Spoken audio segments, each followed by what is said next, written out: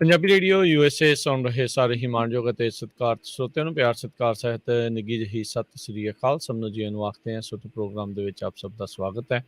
Programme ਲੈ ਕੇ ਹਾਜ਼ਰ ਹੋ ਚੁੱਕੇ ਹਾਂ ਜੀ ਆਪਾਂ ਇਸ ਮੌਕੇ ਅਪਡੇਟ ਅਮਰੀਕਾ ਟਰੱਕਿੰਗ ਦਾ ਅੱਜ ਦਾ ਜਿਹੜਾ ਵੀਰਵਾਰ ਦਾ ਇਹ ਪ੍ਰੋਗਰਾਮ ਹੁੰਦਾ ਹੈ। ਅੱਜ 4 ਨਵੰਬਰ ਤੇ ਮੇਰੇ ਨਾਲ ਪ੍ਰੋਗਰਾਮ ਦੇ ਵਿੱਚ ਇਸ ਟਾਈਮ ਜੁੜ ਚੁੱਕੇ ਨੇ ਹਰਜੋਤ ਸਿੰਘ ਖਾਲਸਾ ਜੀ। ਸੈਨੋਜੇ ਸਟੂਡੀਓਜ਼ ਤੋਂ ਸਵਾਗਤ ਹੈ। ਸਤਿ ਸ੍ਰੀ ਅਕਾਲ। ਸਤਿ ਸ੍ਰੀ ਅਕਾਲ, ਧੰਨਵਾਦ ਜੀ ਆਇਆਂ ਨੂੰ। ਸਤਿ ਸ੍ਰੀ ਅਕਾਲ ਜੀ ਸਾਰੇ ਸੁਣਨ ਵਾਲਿਆਂ ਨੂੰ ਪਿਆਰ ਭਰੀ ਸਤਿ ਸ੍ਰੀ ਅਕਾਲ। ਤੇ ਟਰੱਕਿੰਗ ਬਾਰੇ ਗੱਲਬਾਤ ਕਰਨ ਦੇ ਲਈ ਰਮਨ ਢਿੱਲੋਂ ਜੀ ਸਵਾਗਤ ਹੈ। ਸਤਿ ਸ੍ਰੀ ਅਕਾਲ ਜੀ। ਸੋ ਅੱਜ ਦੇ ਇਸ ਪ੍ਰੋਗਰਾਮ ਦੇ ਵਿੱਚ ਆਪਾਂ ਟਰੱਕਿੰਗ ਬਾਰੇ ਗੱਲਬਾਤ ਕਰਾਂਗੇ। ਉਸ ਤੋਂ ਪਹਿਲਾਂ ਸਾਡੇ ਅੱਜ ਦੇ ਸਪਾਂਸਰਸ ਉਹਨਾਂ ਦਾ ਧੰਨਵਾਦ। ਖਾਲਸਾ ਇੰਸ਼ੋਰੈਂਸ ਏਜੰਸੀ, ਜਿਨ੍ਹਾਂ ਦੇ ਕੋਲੋਂ ਤੁਸੀਂ ਹਰ ਇੱਕ ਤਰੀਕੇ ਦੀ ਇੰਸ਼ੋਰੈਂਸ ਕਰਵਾ ਸਕਦੇ ਹੋ। ਇੰਸ਼ੋਰੈਂਸ ਬਾਰੇ ਪਤਾ ਕਰਨ ਲਈ ਕਾਲ ਕਰ ਸਕਦੇ ਹੋ number 408 272 2500 4082722500। Manjit Singh, Narinder Kaur Kular, Avtar Singh Mandal Clovis, Amarjit Singh Stockton, Amarjit Singh Bains, Satnam Singh, Amarjit Singh Dosanjh Yuba City, Paramjit Singh Deol Fresno, Lakhbir Singh Samra Texas, Kamaljit Singh Makhan Daulatpuria Stockton, Major Singh Fresno, Major Singh Sidhu Bakersfield, Harjit Singh Lathrop, Xander mortgage ਅਤੇ real estate, home loans, commercial loans, agriculture loans ਦੇ ਲਈ ਕਾਲ ਮੋਹਨ ਚੀਮਾ 5599052575। ਟੇਰਕੇਣਾ ਇਮੀਗ੍ਰੇਸ਼ਨ ਲਾ ਫਰਮ, ਇਮੀਗ੍ਰੇਸ਼ਨ ਦਾ ਹੋਵੇ ਕਿਸੇ ਵੀ ਤਰੀਕੇ ਦਾ ਕੰਮ, ਕਾਲ ਅਟਰਨੀ ਜੇ ਟੇਰਕੀਆਣਾ 4159090503। ਕੋਲੀਆ ਟਰੱਕ ਡਰਾਈਵਿੰਗ ਸਕੂਲ ਫਰੈਜ਼ਨੋ, ਹਾਈਵੇ 99 180 ਦੇ ਕਾਰਨਰ ਤੇ 53 ਫੁੱਟੀ ਟ੍ਰੇਲਰ ਤੇ ਟਰੱਕ ਚਲਾਉਣ ਦੀ ਸਿਖਲਾਈ ਦਿੰਦੇ ਹਨ। ਡਰਾਈਵ ਐਂਡ ਟ੍ਰੇਲਰ ਇਹਨਾਂ ਕੋਲ ਰੈਂਟ ਦੇ ਲਈ ਉਪਲਬਧ ਹਨ। ਕਾਲ 5592663737। ਟਰੀਐਸ ਟਰੱਕਿੰਗ ਫਰੈਜ਼ਨੋ, ਜਿਹੜੇ ਸੋਲੋ ਤੇ ਟੀਮ ਟਰੱਕ ਡਰਾਈਵਰਸ ਹਾਇਰ ਕਰ ਰਹੇ ਹਨ। ਸੋਲੋ ਨੂੰ 60 ਸੈਂਟ ਅਤੇ ਟੀਮ ਡਰਾਈਵਰ ਨੂੰ 70 ਸੈਂਟ ਪਰ ਮਾਈਲ ਮਿਲਣਗੇ। ਕਾਲ 5598344000। ਇਹਨਾਂ ਸਾਰਿਆਂ ਦਾ ਬਹੁਤ ਬਹੁਤ ਧੰਨਵਾਦ। ਜੇਕਰ ਤੁਸੀਂ ਜਾਂ ਕੋਈ ਹੋਰ ਕਾਰੋਬਾਰ ਇਸ ਪ੍ਰੋਗਰਾਮ ਨੂੰ ਸਪਾਂਸਰ ਕਰਨਾ ਚਾਹੁੰਦੇ ਹੋ, ਸੰਪਰਕ ਕਰ ਸਕਦੇ ਹੋ ਨੰਬਰ 408 722 7698 ਦੇ ਉੱਤੇ। ਤੇ ਇਸ ਤੋਂ ਪਹਿਲਾਂ ਆਪਾਂ ਜਿਹੜੇ ਆਪਣੇ ਪ੍ਰੋਗਰਾਮ ਦੀ ਜਿਹੜੀ ਸ਼ੁਰੂਆਤ ਕਰੀਏ, ਜਿੰਨੇ ਵੀ ਸਾਡੇ ਪੰਜਾਬੀ ਰੇਡੀਓ USA ਦੇ ਉੱਤੇ ਇਸ ਟਾਈਮ YouTube, Facebook ਸਾਰੇ ਨੈਟਵਰਕ ਦੇ ਉੱਤੇ ਸੁਣ ਰਹੇ ਆ, ਹਰਜੋਤ ਸਿੰਘ ਜੀ ਤੁਹਾਨੂੰ, ਰਮਨ ਜੀ ਤੁਹਾਨੂੰ, ਸਭਨਾਂ ਨੂੰ ਇਹ ਬੰਦੀ ਛੋੜ ਦਿਵਸ ਦੀਆਂ, ਦੀਵਾਲੀ ਦੀਆਂ ਬਹੁਤ ਬਹੁਤ ਮੁਬਾਰਕਾਂ। ਪਰਮਾਤਮਾ ਸਾਰਿਆਂ ਨੂੰ ਚੜ੍ਹਦੀ ਕਲਾ ਦੇ ਵਿੱਚ ਰੱਖੇ ਜੀ। ਸੋ ਬਿਲਕੁਲ, ਜਿੱਥੇ ਆਪਾਂ ਦੀਵਾਲੀ ਦੀਆਂ ਖੁਸ਼ੀਆਂ ਵੀ ਮਨਾ ਰਹੇ ਹਾਂ, 1984 ਦੇ ਵਿੱਚ ਜਿਹੜਾ ਸਿੱਖਾਂ ਦਾ ਕਤਲੇਆਮ ਹੋਇਆ ਸੀ, ਉਹਨਾਂ ਨੂੰ ਵੀ ਆਪਾਂ ਯਾਦ ਕਰਨਾ। ਅਤੇ ਆਪਣੇ 700 ਦੇ ਕਰੀਬ ਜਿਹੜੇ ਆਪਣੇ ਜਿਹੜੇ ਕਿਸਾਨ ਆ, ਉਹ ਵੀ ਉੱਥੇ ਜਿਹੜੇ ਸ਼ਹੀਦ ਹੋ ਚੁੱਕੇ ਆ, ਉਹਨਾਂ ਨੂੰ ਵੀ ਯਾਦ ਕਰਨਾ। ਸੋ ਮੈਂ ਕਈ ਦਿਨਾਂ ਬਾਅਦ ਜੁਆਇਨ ਕੀਤਾ ਦੋਨਾਂ ਜਾਣਿਆਂ ਦੇ ਨਾਲ। ਉਹਦਾ ਮੇਨ ਰੀਜ਼ਨ ਇਹ ਆ ਭਈ ਪੰਜਾਬੀ ਰੇਡੀਓ USA ਸਾਡੇ ਸਟੂਡੀਓ 'ਚ ਬਹੁਤ ਸਾਰੇ ਜਿਹੜੇ ਸਾਰਿਆਂ ਨੂੰ ਪਤਾ ਹੀ ਆ ਭਈ ਜਿਹੜਾ ਇਨਪੁਟ ਜਾਂ ਆਪਣੇ ਵਿਊ ਉਹ ਦੱਸਦੇ ਰਹਿੰਦੇ ਵੀ ਕਿੱਦਾਂ ਸ਼ੋਅ ਚੱਲਦੇ। ਉਹ ਕਹਿੰਦੇ ਵੀ ਤੁਹਾਡੇ ਸਾਰੇ ਸ਼ੋਅ ਜਿਹੜੇ ਆ ਬਹੁਤ ਇਨਫੋਰਮੇਟਿਵ ਹੁੰਦੇ ਆ ਪੰਜਾਬੀ ਰੇਡੀਓ USA ਦੇ, ਕਿਉਂਕਿ ਕਿਤੇ ਨਾ ਕਿਤੇ ਜਾ ਕੇ ਤੁਹਾਨੂੰ ਫਾਇਦਾ ਹੁੰਦਾ। ਕਿਉਂਕਿ ਆਪਾਂ ਕਮਿਊਨਿਟੀ ਦੀ ਗੱਲ ਕਰੀ ਦੀ ਆ ਵੀ ਕਿੱਥੇ ਤੁਸੀਂ ਕੀ ਲੋਨ ਲੈਣਾ, ਕਿੱਦਾਂ ਆ, ਇਮੀਗ੍ਰੇਸ਼ਨ ਦਾ ਆ, ਟਰੱਕਿੰਗ ਦਾ। ਪਰ ਕੁਛ ਸਮੇਂ ਤੋਂ ਕੀ ਹੋ ਰਿਹਾ ਭਈ ਜਦੋਂ ਟਰੱਕਿੰਗ ਦਾ ਸ਼ੋਅ ਸ਼ੁਰੂ ਹੁੰਦਾ, ਕੋਈ ਨਾ ਕੋਈ ਉੱਦਾਂ ਦਾ ਆ ਕੇ ਕੁਐਸਚਨ ਕਰ ਜਾਂਦਾ, ਕੋਈ ਜੀ ਇਹ ਪਿਸ਼ਾਬ ਵਾਲਾ, ਕੋਈ ਉੱਥੇ ਜੀ ਚਾਹ ਪੱਤੀ ਸਿੱਟਣ ਵਾਲਾ। ਭਈ ਉਹ ਜਿਹੜਾ ਆ ਉਹ ਇਕੱਲਾ ਆਪਾਂ ਨਹੀਂ, ਹੋਰ ਕਮਿਊਨਿਟੀਆਂ ਵਾਲੇ ਵੀ ਕਰਦੇ ਆ, ਪਰ ਉਹ ਜਿਹਨੇ ਨਹੀਂ ਸੁਧਰਨਾ ਉਹਨੇ ਨਹੀਂ ਸੁਧਰਨਾ। ਵੀ ਤੁਸੀਂ ਇਹ ਕੰਮ ਨੂੰ ਛੱਡੋ, ਤੁਸੀਂ ਪਹਿਲੇ ਕੁਛ ਮਿੰਟ ਜਿਹੜੇ ਆ 20-25 ਮਿੰਟ ਉਹ ਟਰੱਕਿੰਗ ਦੇ ਨਾਲ ਰਿਲੇਟਡ ਜਿਹੜੀਆਂ ਖਬਰਾਂ ਹੁੰਦੀਆਂ ਉਹਨਾਂ ਨੂੰ ਸਾਂਝੀਆਂ ਕਰਿਆ ਕਰੋ। ਅਤੇ ਉਸ ਤੋਂ ਬਾਅਦ ਜਿਹੜਾ ਟੈਕਨੀਕਲ ਕੁਐਸਚਨ ਆ ਕੋਈ ਟਰੱਕਿੰਗ ਨਾਲ ਰਿਲੇਟਡ, ਉਹ ਕਿਉਂਕਿ ਰਮਨ ਭਾਜੀ ਆ ਬਹੁਤ ਐਕਸਪੀਰੀਅੰਸਡ ਆ ਬਹੁਤ ਸਾਲਾਂ ਤੋਂ, ਉਹ ਤੁਹਾਡਾ ਉਹਦਾ ਜਵਾਬ ਦੇ ਸਕਦੇ ਹੈਗੇ ਆ। ਕਿਉਂਕਿ ਮੈਂ ਵੀ ਖੁਦ ਫੀਲ ਕੀਤਾ ਸੀ ਵੀ ਇੱਕ ਦਿਨ ਰਮਨ ਸਿੰਘ ਢਿੱਲੋਂ ਹੋਣੀ ਟਰੱਕਿੰਗ ਸ਼ੋਅ ਤੋਂ ਬਾਅਦ ਪ੍ਰੋਗਰਾਮ 'ਚ ਆਏ ਅਤੇ ਆ ਕੇ ਜਿਹੜੇ ਕੁਐਸਚਨ ਤਾਂ ਜਿਹੜੇ ਸਾਡੇ ਸਰੋਤੇ ਆ ਉਹਨਾਂ ਨੂੰ ਇਹ ਪੁੱਛਣੇ ਚਾਹੀਦੇ ਸੀ ਵੀ ਭਾਈ ਕੀ ਨਵਾਂ ਇੰਡਸਟਰੀ 'ਚ ਆ ਰਿਹਾ ਟਰੱਕਿੰਗ 'ਚ, ਹੈ ਨਾ। ਉਹ ਮੁੜ ਕੇ ਫਿਰ ਉਹੀ ਕੁਐਸਚਨ, ਉਹ ਬਾਥਰੂਮਾਂ ਦਾ ਇਹ ਆ, ਹੈ ਨਾ। ਸੋ ਇੱਕ ਤਾਂ ਇਹ ਆ ਵੀ ਜਿੰਨੇ ਵੀ ਸਾਡੇ ਸਰੋਤੇ ਆ, ਹੁਣ ਆਪਾਂ ਜਿਹੜਾ ਟਰੱਕਿੰਗ ਵਾਲਾ ਸ਼ੋਅ ਆ ਉਹ ਚੇਂਜ ਕਰਨ ਜਾ ਰਹੇ ਹਾਂ ਥੋੜ੍ਹਾ ਜਿਹਾ। ਪਹਿਲੇ 10-15-20 ਮਿੰਟ ਆਪਾਂ ਖਬਰਾਂ ਸਾਂਝੀਆਂ ਕਰਿਆ ਕਰਾਂਗੇ, ਖਾਸ ਕਰਕੇ ਜਿਹੜੀ ਟਰੱਕਿੰਗ ਦੇ ਨਾਲ। ਉਸ ਤੋਂ ਬਾਅਦ ਜਿਹੜਾ ਫਿਰ ਤੁਹਾਡਾ ਜਿਹੜਾ ਕੋਈ ਵੀ ਟੈਕਨੀਕਲ ਕੁਐਸਚਨ ਆ ਉਹ ਪਲੀਜ਼ ਪੁੱਛਿਆ ਕਰੋ, ਕਿਉਂਕਿ ਮੁੜ ਉਹ ਬਹੁਤ ਚਿਰ ਹੋ ਗਿਆ ਮੁੜ ਕੇ ਉਹੀ ਗੱਲ ਆਪਾਂ ਕਰਦੇ ਰਹਿੰਦੇ ਹੈਗੇ। ਜੀ ਬਿਲਕੁਲ ਜੋਤ ਭਾਜੀ, ਇਹ ਬਿਲਕੁਲ ਸਹੀ ਗੱਲ ਹੈਗੀ ਆ। ਔਰ ਕਈ ਵਾਰੀ ਆਪਣੇ ਜਿਹੜੇ ਸੁਣਨ ਵਾਲੇ ਆ ਉਹਨਾਂ ਨੇ ਵੀ ਇਹ ਕਾਲ ਕਰਕੇ ਗੱਲ ਕੀਤੀ ਹੈਗੀ ਆ ਕਿ ਅਸੀਂ ਜਿਹੜਾ ਇੰਡਸਟਰੀ ਦੇ ਵਿੱਚ ਵਾਪਰ ਰਿਹਾ, ਜੋ ਅੱਜ ਹੋ ਰਿਹਾ ਜਾਂ ਜੋ ਹੋਣ ਜਾ ਰਿਹਾ ਜਾਂ ਜਿੱਦਾਂ ਦੀਆਂ ਹਾਲਾਤ ਬਣ ਰਹੇ ਹੈਗੇ ਆ, ਆਪਾਂ ਖਾਸ ਕਰਕੇ ਉਹਦੇ ਉੱਤੇ ਜਿਹੜੀ ਗੱਲ ਕਰਨੀ ਬਣਦੀ ਹੈਗੀ ਆ, ਕਿਉਂਕਿ ਬੜੇ ਵੱਡੇ ਇਸ਼ੂ ਖੜੇ ਹੋ ਜਾਂਦੇ ਆ ਕਿ ਜਦੋਂ ਅਸੀਂ ਜਿਹੜੀਆਂ ਮੇਨ ਗੱਲਾਂ ਹੈਗੀਆਂ ਉਹ ਕਰਨੀਆਂ ਭੁੱਲ ਜਾਂਦੇ ਆ, ਮੇਨ ਲਾਜ਼ ਦੇ ਬਾਰੇ ਭੁੱਲ ਜਾਂਦੇ ਆ, ਔਰ ਅਸੀਂ ਇੱਕ ਛੋਟੀਆਂ ਛੋਟੀਆਂ ਜਿਹੜੀਆਂ ਗੱਲਾਂ ਹੈਗੀਆਂ ਬਹੁਤ ਮੇਰੇ ਖਿਆਲ ਦੇ ਵਿੱਚ ਚੀਪ ਹੈਗੀਆਂ। ਕਿਸੇ ਨੂੰ ਇਹ ਗੱਲਾਂ ਸਾਨੂੰ ਸਾਰਿਆਂ ਨੂੰ, ਅਸੀਂ ਪਿਛਲੇ 25 ਸਾਲ ਤੋਂ 26 ਸਾਲ ਤੋਂ ਟਰੱਕਿੰਗ ਇੰਡਸਟਰੀ ਦੇ ਵਿੱਚ ਹੈਗੇ ਹਾਂ, ਔਰ ਇਹਨਾਂ ਚੀਜ਼ਾਂ ਨੂੰ ਅਸੀਂ ਉਦੋਂ ਤੋਂ ਹੀ ਦੇਖ ਰਹੇ ਹਾਂ।